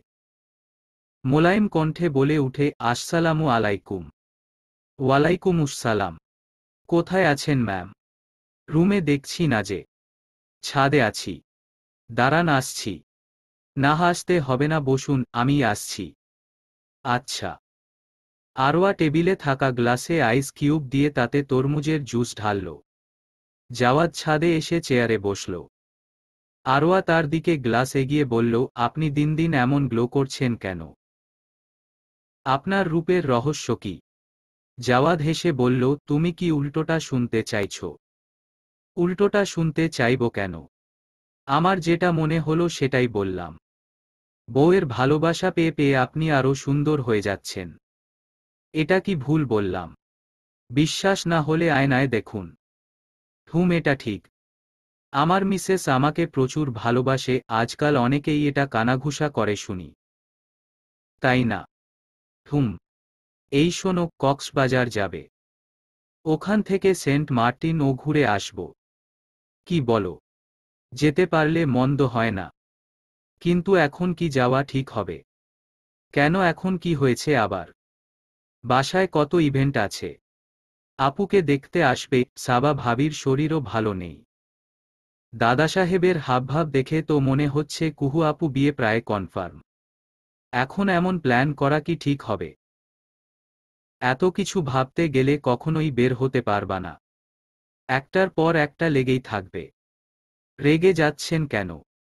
আমাদের সবকিছু বুঝে শুনে প্ল্যান করা উচিত না? জাওয়াদ উঠে বলল, এজ ইউর উইশ। বলে রাখছি, যেসবকে তুমি বড় কিছু ভাবছো ওসব আমার কর্মক্ষেত্রে বিন্দুমাত্র প্রভাব ফেলে না। এমন নয় আমি চিটাগং না গিয়ে থাকব। আমাকে কাজটাই আগে দেখতে হয়, এটাই আমার উপর ধার্য করা থাকে। আমি তোমাকে জাস্ট সেই সফরের সঙ্গী করতে চেয়েছি, তুমি যেতে না চাইলে ইটস ওকে।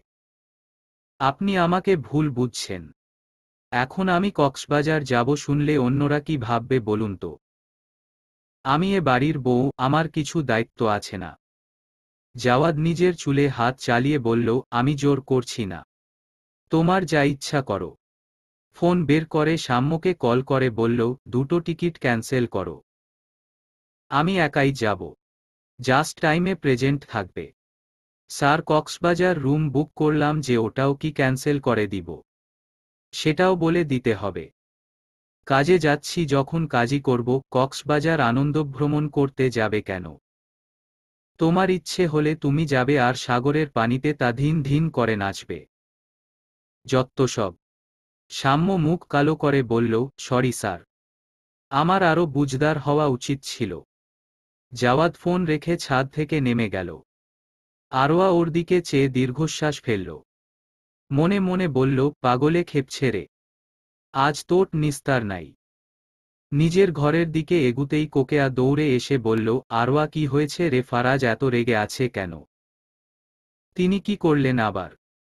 আমাকে এসে বলতেছে সিরিয়াল দেখে দেখে আমার মাথা একদম গেছে। আমি নাকি তোকে আদর্শ বউ বানানোর প্রতিযোগিতায় নাম লিখিয়েছি। তোকে সবার মন জয় করার জন্য প্রেসার দিচ্ছি। আরও কত কি বলে গেল আমাকে। আমি আগামাথা কিছুই বুঝলাম না। এই বাপবেটার সবকিছু আমার সিরিয়ালে এসেই কেন থামে? আজীব। ওহো আম্মু, রিল্যাক্স। জানো তো উনি কেমন। মন খারাপ করো না তো। মন খারাপ করি কি আর সাধে? ব্যাগপত্র গুছিয়ে কোথায় চলে যাচ্ছে কে জানে। তুই গিয়ে ওকে থামাতো মা। আমি আর পারি না এদের নিয়ে। আরওয়া কাচুমাচু গলায় বলল, আম্মু আমি এখন রুমে গেলে আমাকে যদি কাঁচা খেয়ে ফেলে। যেমন হাইপার হয়ে গেছে আমার তো ভয় লাগতেছে। ঘটনা কি খুলে বলতো? উনি মেবি চিটাগং যাবেন কাজে। আমাকে জিজ্ঞাসা করছিল কক্সবাজার যাব কিনা। আমি বললাম বাসায় তো অনেক ইভেন্ট আছে, এখন যাওয়া পসিবল না। ব্যাস অমনি খেপেছে। কোকেয়া মাথা নেড়ে বলল, পুরুষ মানুষ এসব বুঝবে না। শ্বশুরবাড়িতে আমাদেরকে যে কত দিক বিবেচনা করে পা ফেলতে হয় এটা বোঝার ক্ষমতা ওদের নেই। ছেলেটা এমন একরোখা যে কিছু বলাও যায় না। আচ্ছা তুই দাঁড়া, আমি আম্মাকে বলে দেখি উনি কি বলেন। আরওয়াহু বলে দোয়া ইউনুস পরে নিজের রুমে গেল। জাওয়াদ নিজের লাগেজ গুছিয়ে একপাশে দাঁড় করিয়ে ল্যাপটপ ব্যাগে রাখছে। কোথায় ভেবেছিল তাদের ম্যারেজ অ্যানিভার্সারিতে জাহাজে করে সেন্ট মার্টিন যাবে, আরওয়ার সাথে দারুণ কোয়ালিটি টাইম স্পেন্ড করবে, বারবিকিউ পার্টিসহ আরও কত কি করবে। সব পরিকল্পনা ধূলিসাৎ হয়ে গেল। মেয়েটার মাথাতেই যেন নেই দুদিন পর তাদের বিয়ের 1 বছর পূর্ণ হবে। অথচ ও যদি ভুলে যেত কত মেজাজই না দেখাত। মেয়ে মানুষের মন বোঝা পৃথিবীর সবচেয়ে কঠিন কাজ। এই শুনছেন? আমি কালা না, কি বলবে বলে ফেলো। আপনি এমন গলায় কথা বললে আমার মন খারাপ হয়, পেট মোচড়ায়। দেখুন কেমন ঘুটঘুট শব্দ তুলছে।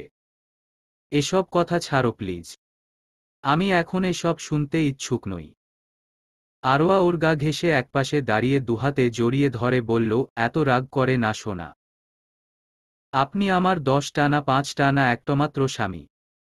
আপনি এমন রাগ করলে মানায় হুম। জাওয়াদ ওর হাত ছাড়িয়ে বলল, ন্যাকামো করো না আরওয়া। আমার হাতে সময় নেই। তুমি থাকো তোমার পারিবারিক কার্যকলাপ নিয়ে। আমি তো নিষেধ করছি না।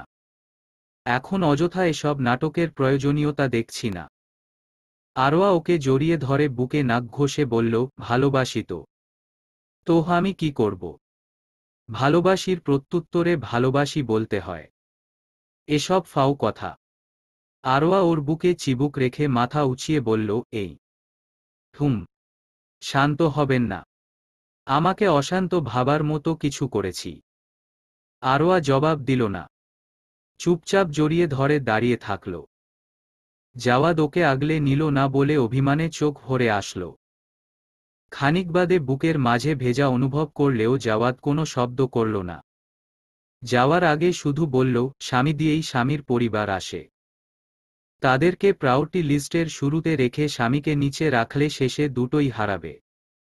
এইটুকু যথেষ্ট ছিল তার মনের আকাশে গাঢ় আধার নামার। নাহিয়ান ক্যাম্পের তাঁবুতে বসে কেটলি থেকে গরম চা ঢালল।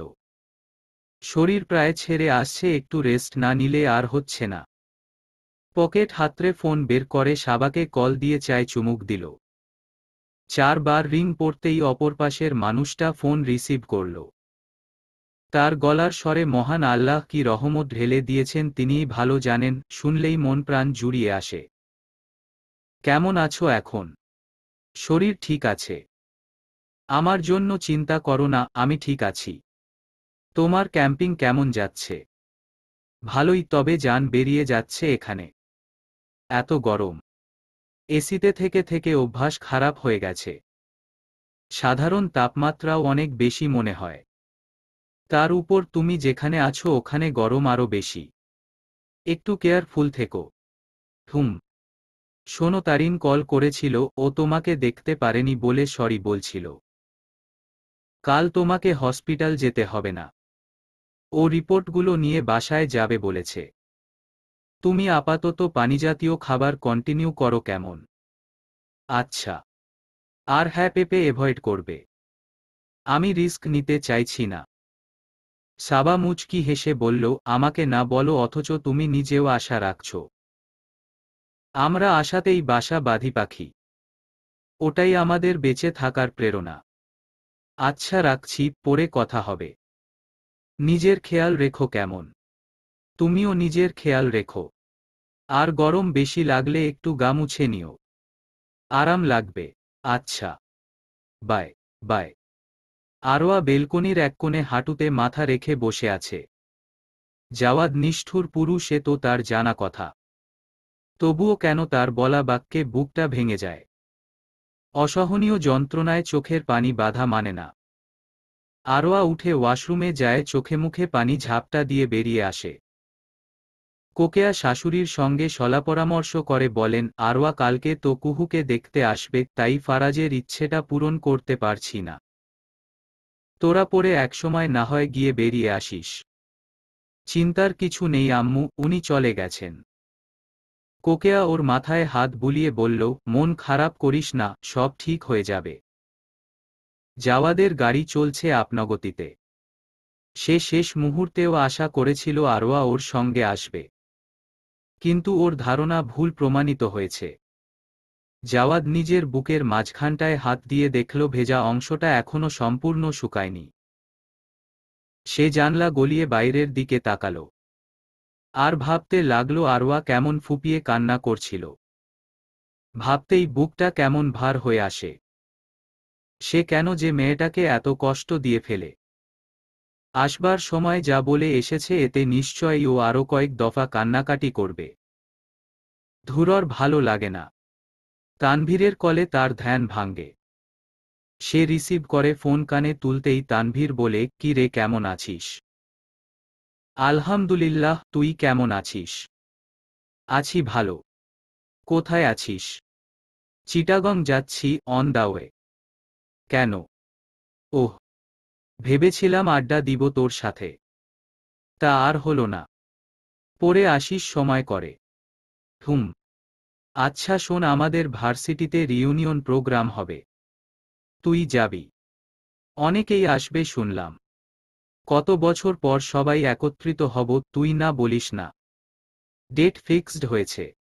খুব সম্ভবত এই মাসেই হবে। ডেট ফিক্সড হলে তোকে জানাবো। অবশ্যই থাকবি। ওকে। আচ্ছা রাখি তাহলে, ঢাকায় ফিরলে নক দিস।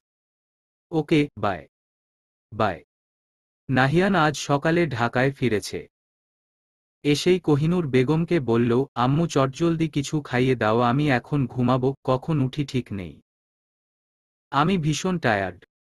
তুই ফ্রেশ হয়ে নে, আমি তোর ঘরেই খাবার পাঠিয়ে দিচ্ছি। তবে যত ঘুমানোর ঘুমিয়ে নে, বিকালে পাত্রপক্ষ আসার সময় কিন্তু উপস্থিত চাই। এইটা তো থাকবই। শাকচুন্নিকে বিদায় করার টেনশন আমারও আছে।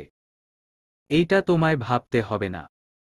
কুহু আপেল কাটতে কাটতে বলল, তোর ওই সুখ এত সহজে আসতে দিব ভাবছিস? আমি তোর ঘাড়ে কাঁঠাল ভেঙে না খাওয়া অবধি নড়ছি না। তো এখন কি করছিস? বাপেরটা খাচ্ছি, তোর না। কথার কি ছিরি দেখো। আমি যেন এ সংসারে কোনো টাকা পয়সা দেই না। দেখলে আম্মু কেমন নাফরমানি কথা। ওর কথা বাদ দে, ও কত কথাই বলে। তুই যা তো ঘরে যা। কুহু বলল, আম্মু তুমি যতই বলো তোমার ছেলে এখান থেকে নড়বে না। ওর বউকে ছাড়ো, দেখবে সুরসুর করে চলে গেছে। নাহিয়ান ওর মাথায় গাঁটটি মেরে বলল, এতক্ষণে ভালো কথা বললি। হ্যাঁ আম্মু, আমার বউকে দিয়ে দাও, আমি চলে যাই। ভাইয়া, ভালো কথা বললে কেউ এত জোরে মারে? তুই এত খারাপ। কোহিনূর বিরক্ত স্বরে বলল, বৌমা যাও তো ওর সাথে। নয়তো এখানে ওরা রণক্ষেত্র বানিয়ে ছাড়বে। কটা দিন শান্তিতেই ছিলাম। নাহিয়ান নায়ক জসিমের মতো ইমোশনাল লুক এনে বলল, আম্মু এটা তুমি বলতে পারলে? আমাকে তুমি অশান্তির কারণ বললে। হে আল্লাহ, এই দিনও দেখতে হলো আমার। এ পরিবারে আমায় কেউ ভালোবাসে না। সাবা ওকে টেনে বের করে বলল, চলো তো তুমি, অযথা আর চিৎকার চেঁচামেচি করো না। নাহিয়ান রুমে এসেই সাবাকে জড়িয়ে ধরে বলল, আহ, কতদিন পর বউটাকে বুকে পেলাম গো। শান্তি। সাবা ওর হাতে চুমু খেয়ে বলল, অনেক কষ্ট হয়েছে ওখানে না? তোমাকে ভীষণ ক্লান্ত দেখাচ্ছে। নাহিয়ান ওর গালে হাত রেখে বলল, এ কয়দিনে এ কি হাল হলো তোমার? শরীর এত খারাপ কেন? চিন্তা করো না, এখন ঠিক আছি। সাবা, আমার কাছে তোমার সুস্থতা অনেক গুরুত্বপূর্ণ। তুমি সুস্থ থাকো, আমার পাশে থাকো, ওতেই আমি শান্তি। অন্য কোনো কিছু আমি চাই না। এরকম বলিও না। এরকম বললে যদি যে আসবে ভাবছি সে চলে যায়। নাহিয়ান ওর কথা শুনে বলল, তোমার কি সব ভাবনা? যে আসার সে আসবেই, আমার কথায় কি আসে যায়? আমি তেমন ভাবি না। আমাদের নিয়তের উপর অনেক কিছু ডিপেন্ড করে। যাই হোক, তুমি ফ্রেশ হয়ে নাও। আমি বিছানা ঠিক করে দিচ্ছি, খেয়েই ঘুম দিও। নাহিয়ান মাথা নেড়ে ফ্রেশ হতে চলে গেল। জোবায়ের সাহেব একটা আংটির বক্স বের করে বললেন, দেখো তো পছন্দ হয় কি না। সালমা আংটিটা হাতে নিয়ে পরখ করে বললেন, সুন্দর তো অনেক। কার জন্য নিলেন? জোবায়ের সাহেবের চোখে মুখে আনন্দের ঝলক দেখা গেল। তিনি প্রসন্ন স্বরে বললেন, গড়াতে দিয়েছিলাম নাতজামাইয়ের জন্য। আজকে হয়তো পোড়ানোর লোক পেয়ে যাব। আমি জানি আপনি ভালোটাই আনবেন। তবে আমার অনুরোধ, ওদের পছন্দ না হওয়া পর্যন্ত কিছু বলবেন না। ওরা সবাই আপনাকে ভয় পায়, সম্মান করে। ওদের মতামত রাখার জায়গা দিবেন। জোবায়ের স্ত্রীর দিকে শান্ত দৃষ্টিতে তাকালেন। তার চেহারার ভাবভঙ্গি বদলে গেছে মুহূর্তেই। তিনি ক্ষিপ্ত গলায় বললেন, সব সময় তোমার এটা বলতে হয় সালমা? আমার নিয়ম কি তুমি জানো না? আমি বলেছি না, মেয়েদের বেলা আমি জোর করি না। তবুও কেন তোমার প্রতিবার এই কথা বলা লাগে? তোমার কি মনে হয় এটা বললে নিজেকে খুব মহান দেখায়? সালমা নির্লিপ্ততা গলায় বললেন, আপনাকে মনে করিয়ে দেওয়া স্ত্রী হিসেবে আমার দায়িত্ব। আমি চাই না আপনি অহংকারবশত কখনো ভুল করে বসেন। শয়তান কখন কাকে কিভাবে ভুল পথে নিয়ে যায় কেউ বলতে পারে না। নিজেকে সবসময় সঠিক ভাবা ঠিক না, আমাদের জ্ঞানের অনেক সীমাবদ্ধতা আছে। এটা ভুলে গেলে চলবে না। জোবায়ের সাহেব শান্তশিষ্ট স্বভাবের স্ত্রীর কথার জবাব খুঁজে পেলেন না, তাই নীরবে প্রস্থান করলেন। পাপিয়া সালাদের প্লেট নিয়ে কুহুর ঘরে ঢুকল। আশা করেছিল আজকেও দেখবে কুহু বই পড়ছে। কিন্তু না, তার ধারণা ভুল করে দিয়ে কুহু মেকআপ করতে বসে গেছে। পাপিয়া বলল, তোকে কেউ সম্পূর্ণ চিনে বললেও ভুল হবে। প্রতিবার তুই সেটা প্রমাণ করবি। ঘটনা সেটা না। গতবার মেকআপ না করার পেছনে রিজন ছিল যেন পছন্দ না করে। কিন্তু ওই ট্রিক্স কাজে লাগে নাই। তাই এবার মেকআপ করে সেকেন্ড এক্সপেরিমেন্ট করব। দেখি আজকেও পছন্দ করে কিনা। পাপিয়া হেসে বলল, ও তুই যত ট্রিক্সই অ্যাপ্লাই করিস না কেন, তোকে সবাই পছন্দ করবেই। এত কনফিডেন্স? হুম। আমাদের দেশে বিয়ের ক্ষেত্রে উভয়পক্ষের কিছু কমন ফ্যাক্ট আছে। মেয়েপক্ষ চায় একটা স্টাবলিশড সিম্পল ফ্যামিলিতে মেয়ে বিয়ে দিতে। ছেলের ইনকাম এর পাশাপাশি তার পারিবারিক ইনকামও মাথায় রাখা হয়। অনেকে ভাবে মেয়ের বেলা বুঝি এটা দেখে না। ঘটনা কিন্তু ঠিক না। হ্যাঁ, মেয়েদের সৌন্দর্য মুখ্য, তবে পারিবারিক ব্যাকগ্রাউন্ডও গৌণ নয়। সেদিকে দিয়ে বিচার করলে তোকে রিজেক্ট করার প্রশ্নই আসে না। কুহু মেকআপ করা বন্ধ করে দিয়ে পাপিয়ার দিকে তাকালো। রুক্ষ গলায় বলল, তাহলে শুধু আমাকে কেন, তোকেও কেউ রিজেক্ট করবে না? তুই কথাটা এভাবে বলছিস কেন? আমি যদি খন্দকার পরিবারের না হতাম আমাকে কি কেউ পছন্দ করত না? আমি সেটা বুঝাইনি আপু। আমি বলতে চাইছি যে মাপকাঠিটা সমাজে অবধারিত করা আছে, তাতে তুই উপরেই আছিস। এখন তুই মেকআপ কর বা না কর ডাজন্ট ম্যাটার। কুহু বায়োডাটার খামটা বাস্কেটে ফেলে বলল, তাহলে একটা গেম প্লে করি চল। আমি এমন সব আচরণ করব যেন ওরা আমায় পছন্দ না করে। তারপর বোঝা যাবে ফ্যামিলি ব্যাকগ্রাউন্ড ম্যাটার করে কিনা। এসব করার কোনো দরকার নেই। দাদা সাহেব এই প্রপোজালটা নিয়ে খুব আগ্রহী। অযথা ভেজাল করিস না। তবে কুহু এসব কানে তুলল বলে মনে হচ্ছে না। আরোয়া ফোন নিয়ে দ্বিধায় আছে। একবার চাইছে কল করে খোঁজখবর নিতে, পরক্ষণেই মনে হচ্ছে ও কেন কল দিবে। উনিও তো দিচ্ছে না। বহু ভেবে সাম্যকে কল করাই বেটার মনে হলো। যেই ভাবা সেই কাজ, কল করল সাম্যর নাম্বারে। বেশ কয়েকবার রিং হবার পর কল রিসিভ হতেই সে বলল, হ্যালো সাম্য ভাইয়া, আপনারা ঠিক মতো পৌঁছেছিলেন তো? আপনার সাম্য ভাইয়া ঠিকঠাক পৌঁছেছে। আর কিছু? জাওয়াদের গলা শুনে আরোয়া ভীষণ ভড়কে গেল। শক্ত গলায় বলল, উনার ফোন আপনার কাছে কেন? বশ হয়েছেন বলে কি উনার মিনিমাম প্রাইভেসি নেই? আমার পিএকে আমি কিভাবে ট্রিট করব তা তোমার থেকে জানতে চাইছি না। অন ডিউটিতে ওকে কল করে ডিস্টার্ব করছো কেন? আমি ডিস্টার্ব করছি না। খোঁজখবর নিতে কল করেছি। সাম্য কি দৈনিক প্রথম আলোর রিপোর্টার? নাকি খবর ফেরি করে বেড়ায়? সেটা আপনার না জানলেও চলবে।